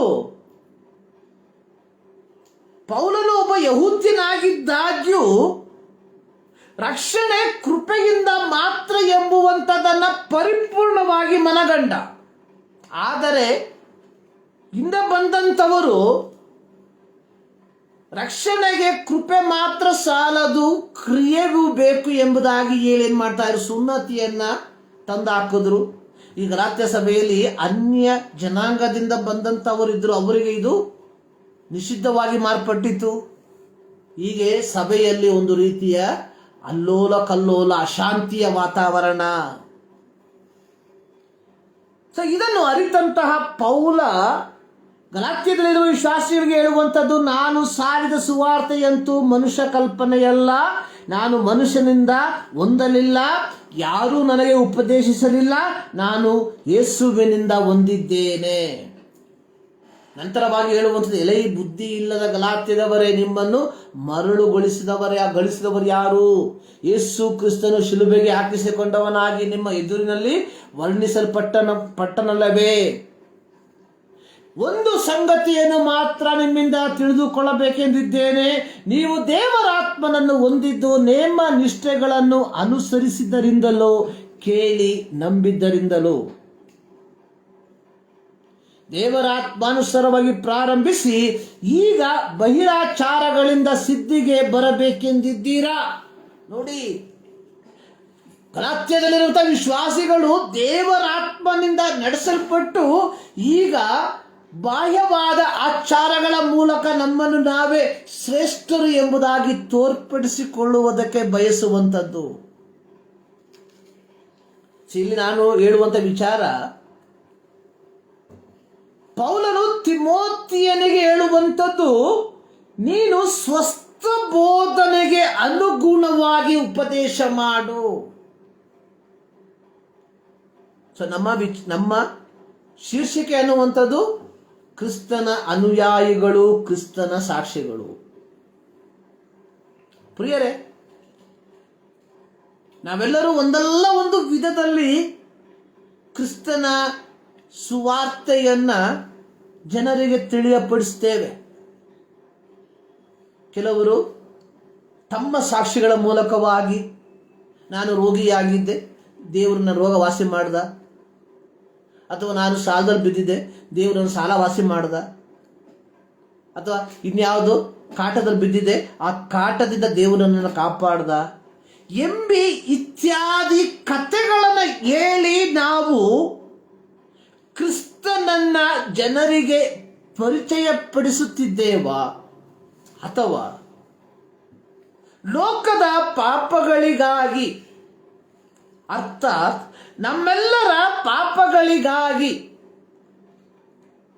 ಸರ್ವಶಕ್ತನಾದ ದೇವರು ತನ್ನ ಕುಮಾರನಾದ ಯೇಸು ಕ್ರಿಸ್ತನನ್ನ ಈ ಲೋಕಕ್ಕೆ ಕಳುಹಿಸಿ, ಮಾನಸಿಕವಾದ ಯಾವ ಆಚಾರ ವಿಚಾರಗಳು, ಮಾನಸಿಕವಾದ ಯಾವ ಯಜ್ಞ ಯಾಗಾದಿಗಳು ನಮ್ಮನ್ನು ಪರಿಪೂರ್ಣವಾಗಿ ಶುದ್ಧಿಪಡಿಸುವುದಕ್ಕೆ ಆಗದೇ ಇದ್ದಾಗ ಯೇಸು ಕ್ರಿಸ್ತನು ತಾನೇ ನಮ್ಮೆಲ್ಲರಿಗೋಸ್ಕರವಾಗಿ ಒಂದೇ ಸಾರಿ ಯಜ್ಞಾರ್ಪಿತನಾಗಿ ಆತನ ರಕ್ತದ ಮೂಲಕ ನಮಗೆ ಪಾಪ ಕ್ಷಮಾಪಣೆಯನ್ನು ಕೊಟ್ಟು ಒಂದು ಪವಿತ್ರವಾದ ಜೀವಿತವನ್ನು ಜೀವಿಸುವಂತವರಿಗೆ ಪರಲೋಕದ ಬಾಧ್ಯತೆಯನ್ನು ಕೊಟ್ಟಿದ್ದಾನೆ ಎಂಬ ಸದ್ವರ್ತಮಾನದೊಂದಿಗೆ ಕ್ರಿಸ್ತನನ್ನು ನಾವು ಪರಿಚಯಪಡಿಸುವಂತವರಾಗಿದ್ದೇವ. ಎರಡು ಒಂದೇ ಅಲ್ಲ, ಎರಡು ಬೋಧನೆ. ಸ್ವಸ್ಥ ಬೋಧನೆ ಅನ್ನುವಂಥದ್ದು ಯೇಸು ಕ್ರಿಸ್ತನು ಪಾಪಿಗಳನ್ನು ರಕ್ಷಿಸುವುದಕ್ಕೋಸ್ಕರವಾಗಿ ಈ ಲೋಕಕ್ಕೆ ಬಂದನು. ಯೇಸು ಕ್ರಿಸ್ತನ ರಕ್ತದ ಮೂಲಕ ಮಾತ್ರ ಪಾಪ ಕ್ಷಮಾಪಣೆ, ಯೇಸು ಕ್ರಿಸ್ತನ ಮೂಲಕ ಮಾತ್ರ ನಿತ್ಯತ್ವ. ನಾವು ಸಾರುತ್ತಿರುವಂತ ಬೋಧನೆ ಯಾವುದು?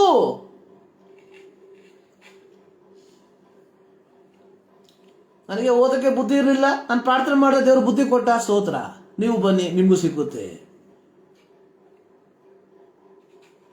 ನನಗೆ ಮನೆ ಇರಲಿಲ್ಲ, ನಾನು ಪ್ರಾರ್ಥನೆ ಮಾಡಿದ ದೇವರು ಮನೆ ಕೊಟ್ಟ, ಸ್ತೋತ್ರ. ನೀವು ಬನ್ನಿ, ಮನೆ ಸಿಕ್ಕುತ್ತೆ. Where is eternity? ನಿತ್ಯತ್ವಕ್ಕೆ, ಪಾಪ ಕ್ಷಮಾಪಣೆಗೆ ಎಲ್ಲಿ ಸ್ಥಾನ?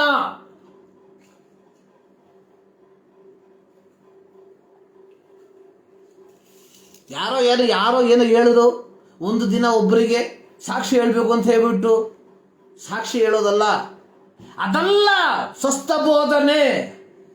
ಸ್ವಸ್ಥ ಬೋಧನೆ ಅನ್ನುವಂಥದ್ದು ಯೇಸು ಕ್ರಿಸ್ತನು ಪಾಪಿಗಳನ್ನು ರಕ್ಷಿಸುವುದಕ್ಕೆ ಈ ಲೋಕಕ್ಕೆ ಬಂದನು. ಪಾಪ ಕ್ಷಮಾಪಣೆ ಯೇಸು ಕ್ರಿಸ್ತನಿಂದ ಮಾತ್ರ ಸಾಧ್ಯ. ಮರಣ ನಂತರ ಜೀವಿತ ಉಂಟು. ಪ್ರತಿ ಮನುಷ್ಯನು ತಾನು ಮಾಡುವಂತಹ ಪ್ರತಿಯೊಂದು ಕ್ರಿಯೆಗಳಿಗೆ ದೇವರು ನ್ಯಾಯವನ್ನು ತೀರಿಸುತ್ತಾನೆ. ದೇವರ ನ್ಯಾಯ ತೀರ್ಪಿನಿಂದ ನಾವು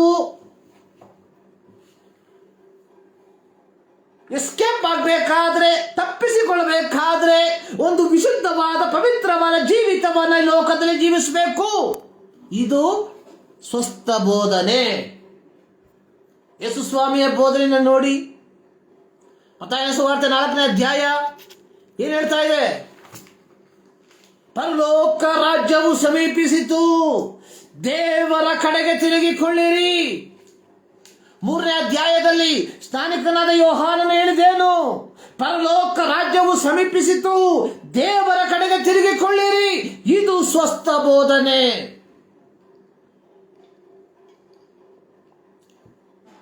ನಿನ್ನ ಕ್ಯಾನ್ಸರ್ ಕ್ಯಾನ್ಸರ್ ರೋಗ ವಾಸಿಯಾದದಲ್ಲ ಸ್ವಸ್ಥ ಬೋಧನೆ. ಒಂದು ವಿಪರ್ಯಾಸ ಗೊತ್ತಾ? ಅನೇಕರು ಹೇಳ್ತಾರೆ, ಆ ರೋಗದಿಂದ ವಾಸಿ ಮಾಡಿದ್ರೆ ಈ ರೋಗದಿಂದ ವಾಸಿ ಆದೆ. ಅದಾದ್ಮೇಲೂ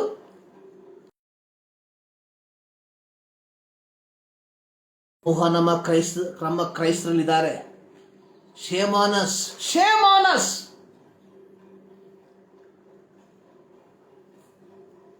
ಒಮ್ಮೆ ಒಬ್ಬರು ಪಾದ್ರಿ ಈ ರೀತಿ ಹೇಳಿದಂತೆ, ನಡೆದಂತ ಸಂಭವ ಇದು. ಒಂದು ಪಾದ್ರಿ ಈ ರೀತಿ ಪ್ರಸಂಗ ಮಾಡಿದ್ರು. ಕಳೆದ ದಿನ ಇಲ್ಲಿ ನಡೆದಂತಹ ಒಂದು ಕನ್ವೆನ್ಷನ್ ಅಲ್ಲಿ 100 ಜನ ಯೇಸು ಸ್ವಾಮಿಯ ಅಂಗೀಕಾರ ಮಾಡಿದ್ರು, 100 ಜನ ದೀಕ್ಷಾಸ್ತ್ರಮ ತೆಗೆದುಕೊಂಡ್ರು. ಜೊತೆಯಲ್ಲಿ ಒಬ್ಬ ಅಸಿಸ್ಟೆಂಟ್ ಇದ್ದ. ಅವ್ರು ಹೇಳಿದ್ರು, ಅಯ್ಯ 100 ಜನ ಅಲ್ಲ 10 ಜನ. ಅವಾಗ ಮೇನ್ ಪಾಸ್ಟರ್ ಹೇಳಿದೆ, ಎಲ್ಲ ಪರವಾಗಿಲ್ಲ, 100 ಹೇಳಿದ್ರು ಪರ, ಅದು ದೇವರಿಗೆ ಸ್ತೋತ್ರ ಆಗುತ್ತೆ, ದೇವ್ರ ನಾಮಕ್ಕೆ ಸ್ತೋತ್ರ ಆಗುತ್ತೆ. ಸೊ ನಿನ್ನ ಸುಳ್ಳಿನ ಮೂಲಕ ದೇವರ ನಾಮಕ್ಕೆ ಮಹಿಮೆ ಸಲ್ಲುವುದಿಲ್ಲ. ಅದು ದೇವರ ನಾಮದ ದೂಷಣೆಗೆ ಕಾರಣವಾಗ್ತದೆ.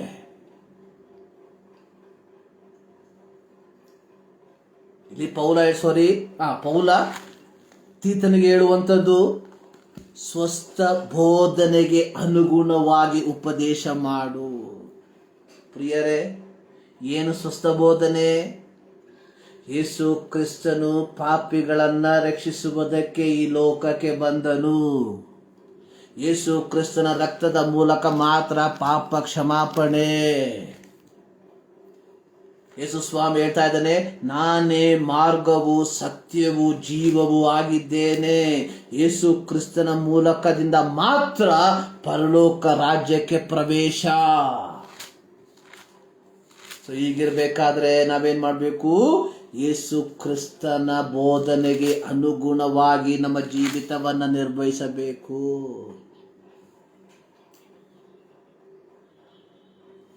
ಅಪೊಸ್ತಲರ ಕೃತ್ಯ 4ನೇ ಅಧ್ಯಾಯದಲ್ಲಿ ಪೇತ್ರನು ಹೇಳುವಂಥದ್ದು, ಬರಬೇಕಾದ ರಕ್ಷಣೆ ಇನ್ನಾರಲ್ಲಿಯೂ ಸಿಕ್ಕುವುದಿಲ್ಲ, ಆ ಹೆಸರಿನಿಂದಲೇ ಹೊರತು ಆಕಾಶದ ಕೆಳಗೆ ಮನುಷ್ಯರ ಒಳಗೆ ಕೊಡಲ್ಪಟ್ಟಿರುವ ಬೇರೆ ಯಾವ ಹೆಸರಿನಿಂದಲೂ ನಮಗೆ ರಕ್ಷಣೆಯಾಗುವುದಿಲ್ಲ. ಇದು ಏನಂದ್ರೆ ಸ್ವಸ್ಥ ಬೋಧನೆ. ಗೊತ್ತಾಯ್ತಾ? ವಾಟ್ ಇಸ್ ಸ್ವಸ್ಥ ಬೋಧನೆ? Doctrine, pure doctrine.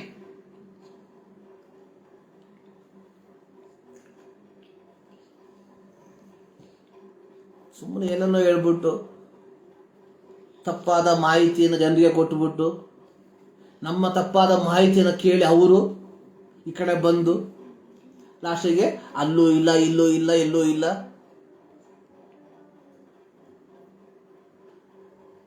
ಸಾಕ್ಷಿ ಅನ್ನುವಂಥದ್ದು ಯೋಹಾನನ ಒಂದು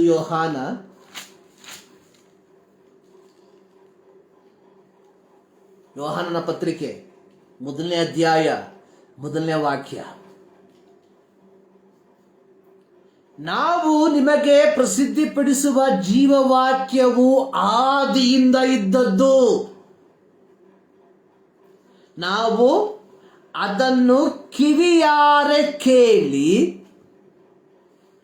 ಕಣ್ಣಾರೆ ಕಂಡು ಮನಸ್ಸಿಟ್ಟು ನೋಡಿ ಕೈಯಿಂದ ಮುಟ್ಟಿ ತಿಳಿದುಕೊಂಡಿದ್ದೇವೆ. ಸಾಕ್ಷಿ ಅಂದ್ರೆ ಗೊತ್ತಲ್ಲ?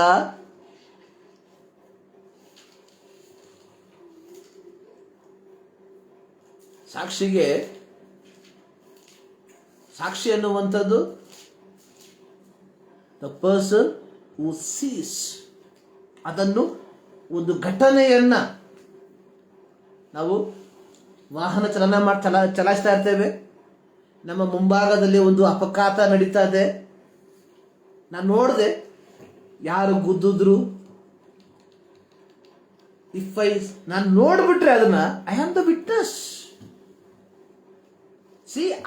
ನನಗೆ ಅದನ್ನ ಅಧಿಕಾರಿಗಳ ಮುಂದೆ ಹೇಳುವುದಕ್ಕೆ ನಾನು ಬಾಧ್ಯಸ್ಥನಾಗಿದ್ದೇನೆ.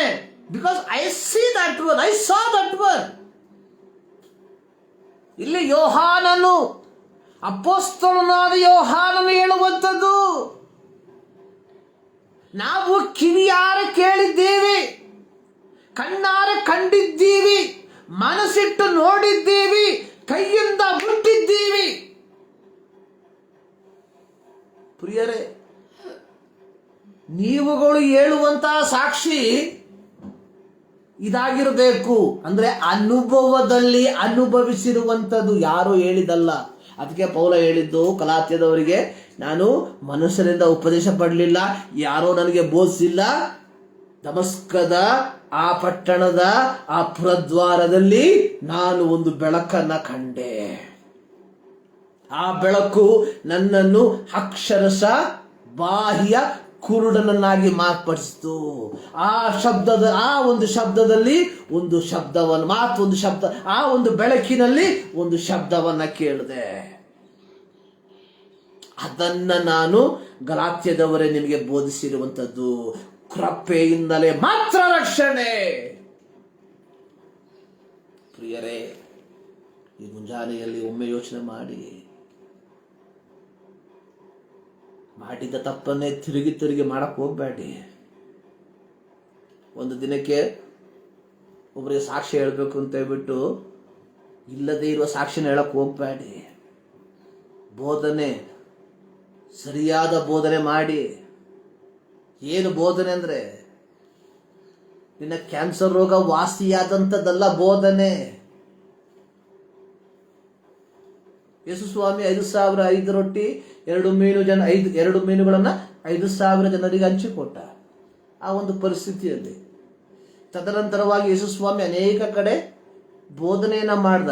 ಇಲ್ಲೆಲ್ಲಾದ್ರೂ ಯೇಸು ಸ್ವಾಮಿ ಹೇಳಿದನ ನೋಡಿ, ಅಲ್ಲಿ ಬರೀ 5 ರೊಟ್ಟಿ ಇತ್ತು, ಬರೀ 2 ಮೀನು ಇತ್ತು, ನಾನು 5,000 ಜನ ಕೊಟ್ಟೆ. ನಿಮ್ಗೆ ಗೊತ್ತಾ ಹೇಳಿದ್ನ ಯೇಸು ಸ್ವಾಮಿ ಬೋಧನೆಯಲ್ಲಿ?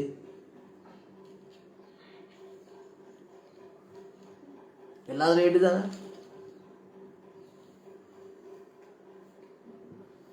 I know a person. He testified. ನನಗೆ 100ರಷ್ಟು ಕ್ಯಾನ್ಸರ್ ರೋಗದಿಂದ ಬಿಡುಗಡೆ ಆಯಿತು. ಆಫ್ಟರ್ ಸಮ್ ಇಯರ್ ಅದೇ ಕ್ಯಾನ್ಸರ್ ಮೂಲಕವಾಗಿ ಮರಣವನ್ನು ಅನುಭವಿಸಿದ. So where is the testimony? Where is the testimony? ಉಪದೇಶ ಮಾಡ್ರಿ ಸ್ವಸ್ಥ ಬೋಧನೆಯನ್ನ. ಸ್ವಸ್ಥ ಬೋಧನೆ. ಕ್ರಿಸ್ತನ ಅನುಯಾಯಿಗಳಾದ ನಾವು, ಕ್ರಿಸ್ತನ ಶಿಷ್ಯರಾದ ನಾವುಗಳು, ಪ್ರತಿಯೊಬ್ಬರು ಶಿಷ್ಯನೇ. ಕ್ರಿಸ್ತನ ಬೋಧನೆಯನ್ನ ಕೇಳಿರುವಂತ ಪ್ರತಿಯೊಬ್ಬರು ಶಿಷ್ಯನೇ.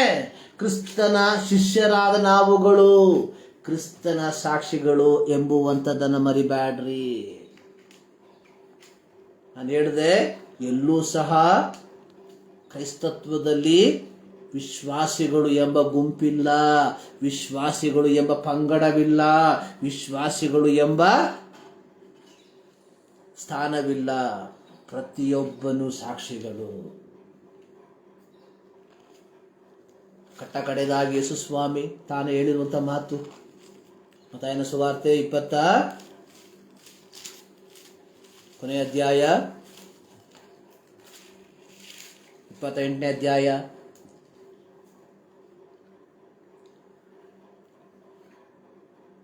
19ನೇ ವಾಕ್ಯ.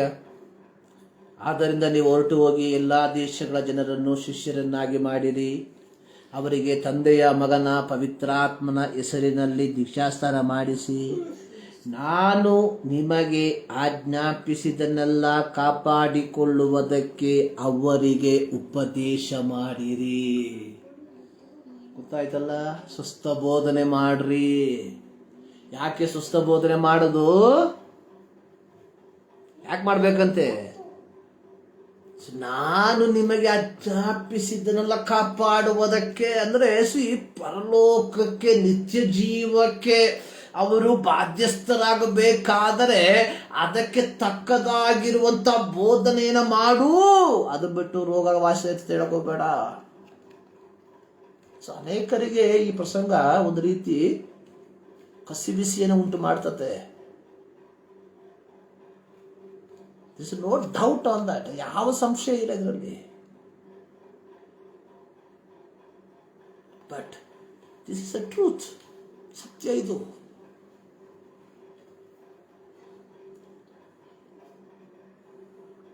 ಸೊ ಇವತ್ತು ನಾವು ವಾಸಿಸುವಂತ ಪ್ರಪಂಚ ಅನ್ನುವಂಥದ್ದು ಇಲ್ಲ ಸಲ್ಲದನ್ನ ಪ್ರೊಪಗೇಂಡ್ ಮಾಡುವಂತ ಒಂದು ಪ್ರಪಂಚ. ಯಾವುದೇ ವಸ್ತುವನ್ನು ನಾವು ತೆಗೆದುಕೊಳ್ಳುವುದಕ್ಕಿಂತ ಮುಂಚಿತವಾಗಿ ಅದರ ಕುರಿತಾಗಿ ಇಲ್ಲ ಸಲ್ಲದ ವಿಚಾರಗಳನ್ನ ಮಾಧ್ಯಮಗಳ ಮೂಲಕ ಹಂಚುವಂಥದ್ದನ್ನು ನಾವು ನೋಡ್ತೇವೆ. ಈ ಸೋಪ್ ಹಾಕೊಂಡ್ಬಿಟ್ರೆ ನೀವು ಬೆಳ್ಳಿಗೆ ಹಾಕ್ತೀರ, ಈ ಎಣ್ಣೆ ಹಾಕೊಂಡ್ಬಿಟ್ರೆ ನಿಮ್ ಡ್ಯಾಂಡ್ರಫ್ ಹೋಗುತ್ತೆ, ಈ ಎಣ್ಣೆ ಹಾಕೊಂಡ್ರೆ ದಾಡಿ ಉದ್ದುದ ಬರ್ತದೆ, ಈ ಪೌಡ್ರ್ ಕುಡಿದ್ರೆ ನಿಮ್ಮ ಡಯಾಬಿಟಿಕ್ ಕಂಟ್ರೋಲ್ ಆಗುತ್ತೆ, ಇದನ್ನ ಸೇವಿಸಿದ್ರೆ ನೀವು ಆರೋಗ್ಯವಂತರಾಗ್ತೀರ. ಸುಮ್ಮನೆ ಪ್ರಪೋಗಂಡ ಮಾಡುವಂಥದ್ದು.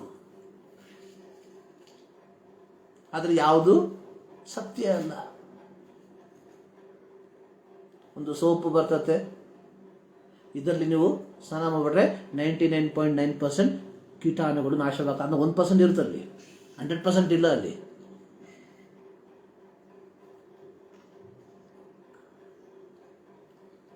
ಅನೇಕ ನಮ್ಮ ಸಾಕ್ಷಿಗಳು ಇಂಥದ್ದೇ ಆಗ್ಬಿಟ್ಟಿದೆ. ಅನೇಕರು ಸಾಕ್ಷಿ ಹೇಳುವಂತ ಉದ್ದೇಶವೇ ತಾವು ದೊಡ್ಡವರಾಗೋದಕ್ಕೋಸ್ಕರವಾಗಿ, ತಾವು ಫೇಮಸ್ ಆಗೋಕ್ಕೋಸ್ಕರವಾಗಿ. ಇವಾಗಿನ ಮಾಧ್ಯಮ ಲೋಕದ ಪ್ರಕಾರವಾಗಿ ಸೆಲೆಬ್ರಿಟಿ ಆಗೋದಕ್ಕೋಸ್ಕರ, ಸೆಲೆಬ್ರಿಟಿ, ಜನ ನನ್ನನ್ನು ಆರಾಧಿಸಬೇಕು, ಜನ ನನ್ನನ್ನು ಅಂಗೀಕಾರ ಮಾಡಬೇಕು. ಪ್ರಿಯರೇ, ಪೌಲನು ತೀತನಿಗೆ ಹೇಳುವಂಥದ್ದು, ನೀನಾದರೂ ಸ್ವಸ್ಥ ಬೋಧನೆಗೆ ಅನುಗುಣವಾಗಿ ಉಪದೇಶ ಮಾಡು. ಕೊನೆಯ ವಾಕ್ಯ, 15ನೇ ವಾಕ್ಯ, ಈ ಕಾರ್ಯಗಳ ವಿಷಯದಲ್ಲಿ ಬೋಧಿಸುತ್ತಾ ಎಚ್ಚರಿಸುತ್ತಾ ಪೂರ್ಣ ಅಧಿಕಾರದಿಂದ ಖಂಡಿಸುತ್ತಾ ಇರು. ಅದರ ಕೆಳಗಿನ ವಾಕ್ಯಗಳನ್ನು ಓದುವಾಗ ಯಾವ ಯಾವ ವಿಚಾರಗಳು ಅನ್ನುವಂಥದ್ದು ಬರೆಯಲ್ಪಟ್ಟಿದೆ. ಗೊತ್ತಲ್ಲ, ಅದನ್ನು ನೀವು ಓದಿ. ಬರೇ ಕೇಳುವಂಥವರಾಗಿ ಮಾರ್ಪಡದೆ ಓದುವಂಥವರಾಗಿ ಮಾರ್ಪಡ್ರಿ.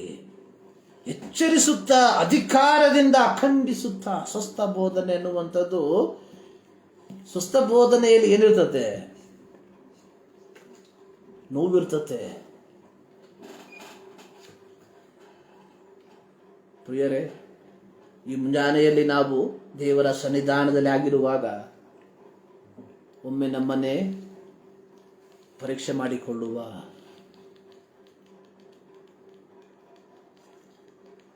ನೋಡಿ, ಬೋಧಿಸುವುದು ಅನ್ನುವಂಥದ್ದು ಸುಲಭಕರವಾದಂತಹ ವಿಚಾರ ಅಲ್ಲ.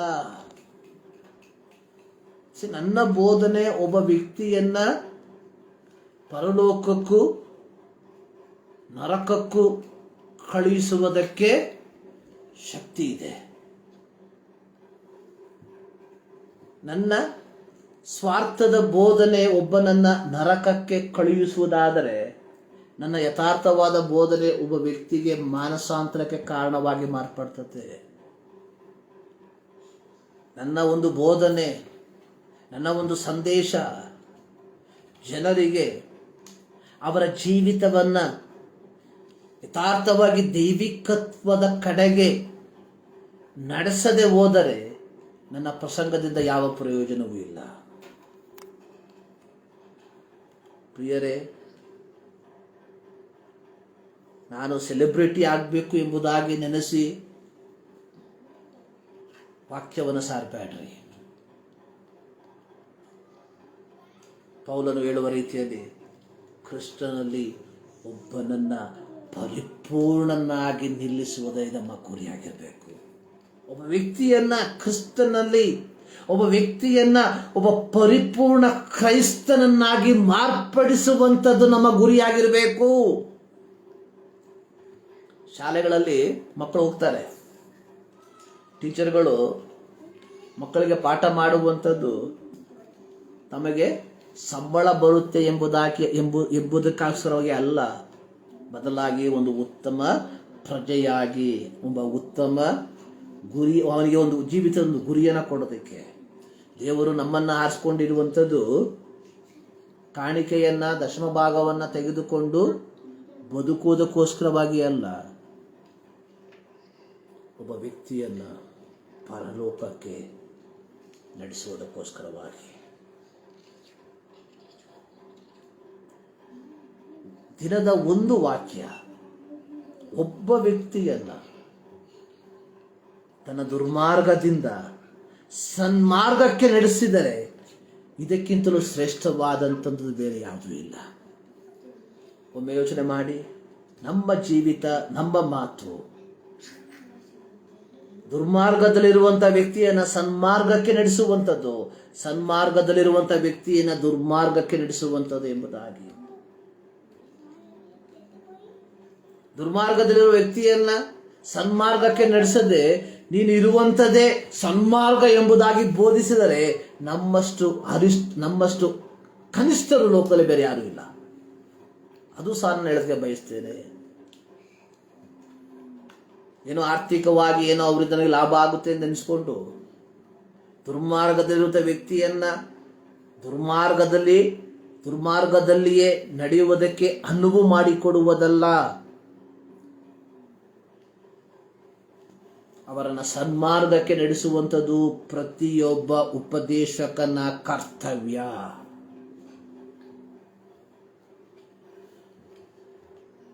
ಇದಕ್ಕಾಗಿಯೇ ದೇವರು ನಮ್ಮನ್ನು ಕರೆದಿರುವಂಥದ್ದು ಈ ಲೋಕದಲ್ಲಿ ಆಲಯವನ್ನ ಕಟ್ಟುವುದಕ್ಕೋಸ್ಕರವಾಗಿ ಅಲ್ಲ, ಕಟ್ಟಡವನ್ನ ಕಟ್ಟುವುದಕ್ಕೋಸ್ಕರವಾಗಿ ಅಲ್ಲ, ಅನಾಥ ಮಂದಿರವನ್ನ ಕಟ್ಟುವುದಕ್ಕೋಸ್ಕರವಾಗಿ ಅಲ್ಲ. ದೇವರು ನಮ್ಮನ್ನು ಕರೆದಿರುವಂಥದ್ದು ದುರ್ಮಾರ್ಗದಲ್ಲಿರುವಂಥ ವ್ಯಕ್ತಿಯನ್ನ ಸನ್ಮಾರ್ಗಕ್ಕೆ ನಡೆಸುವುದಕ್ಕೋಸ್ಕರವಾಗಿ.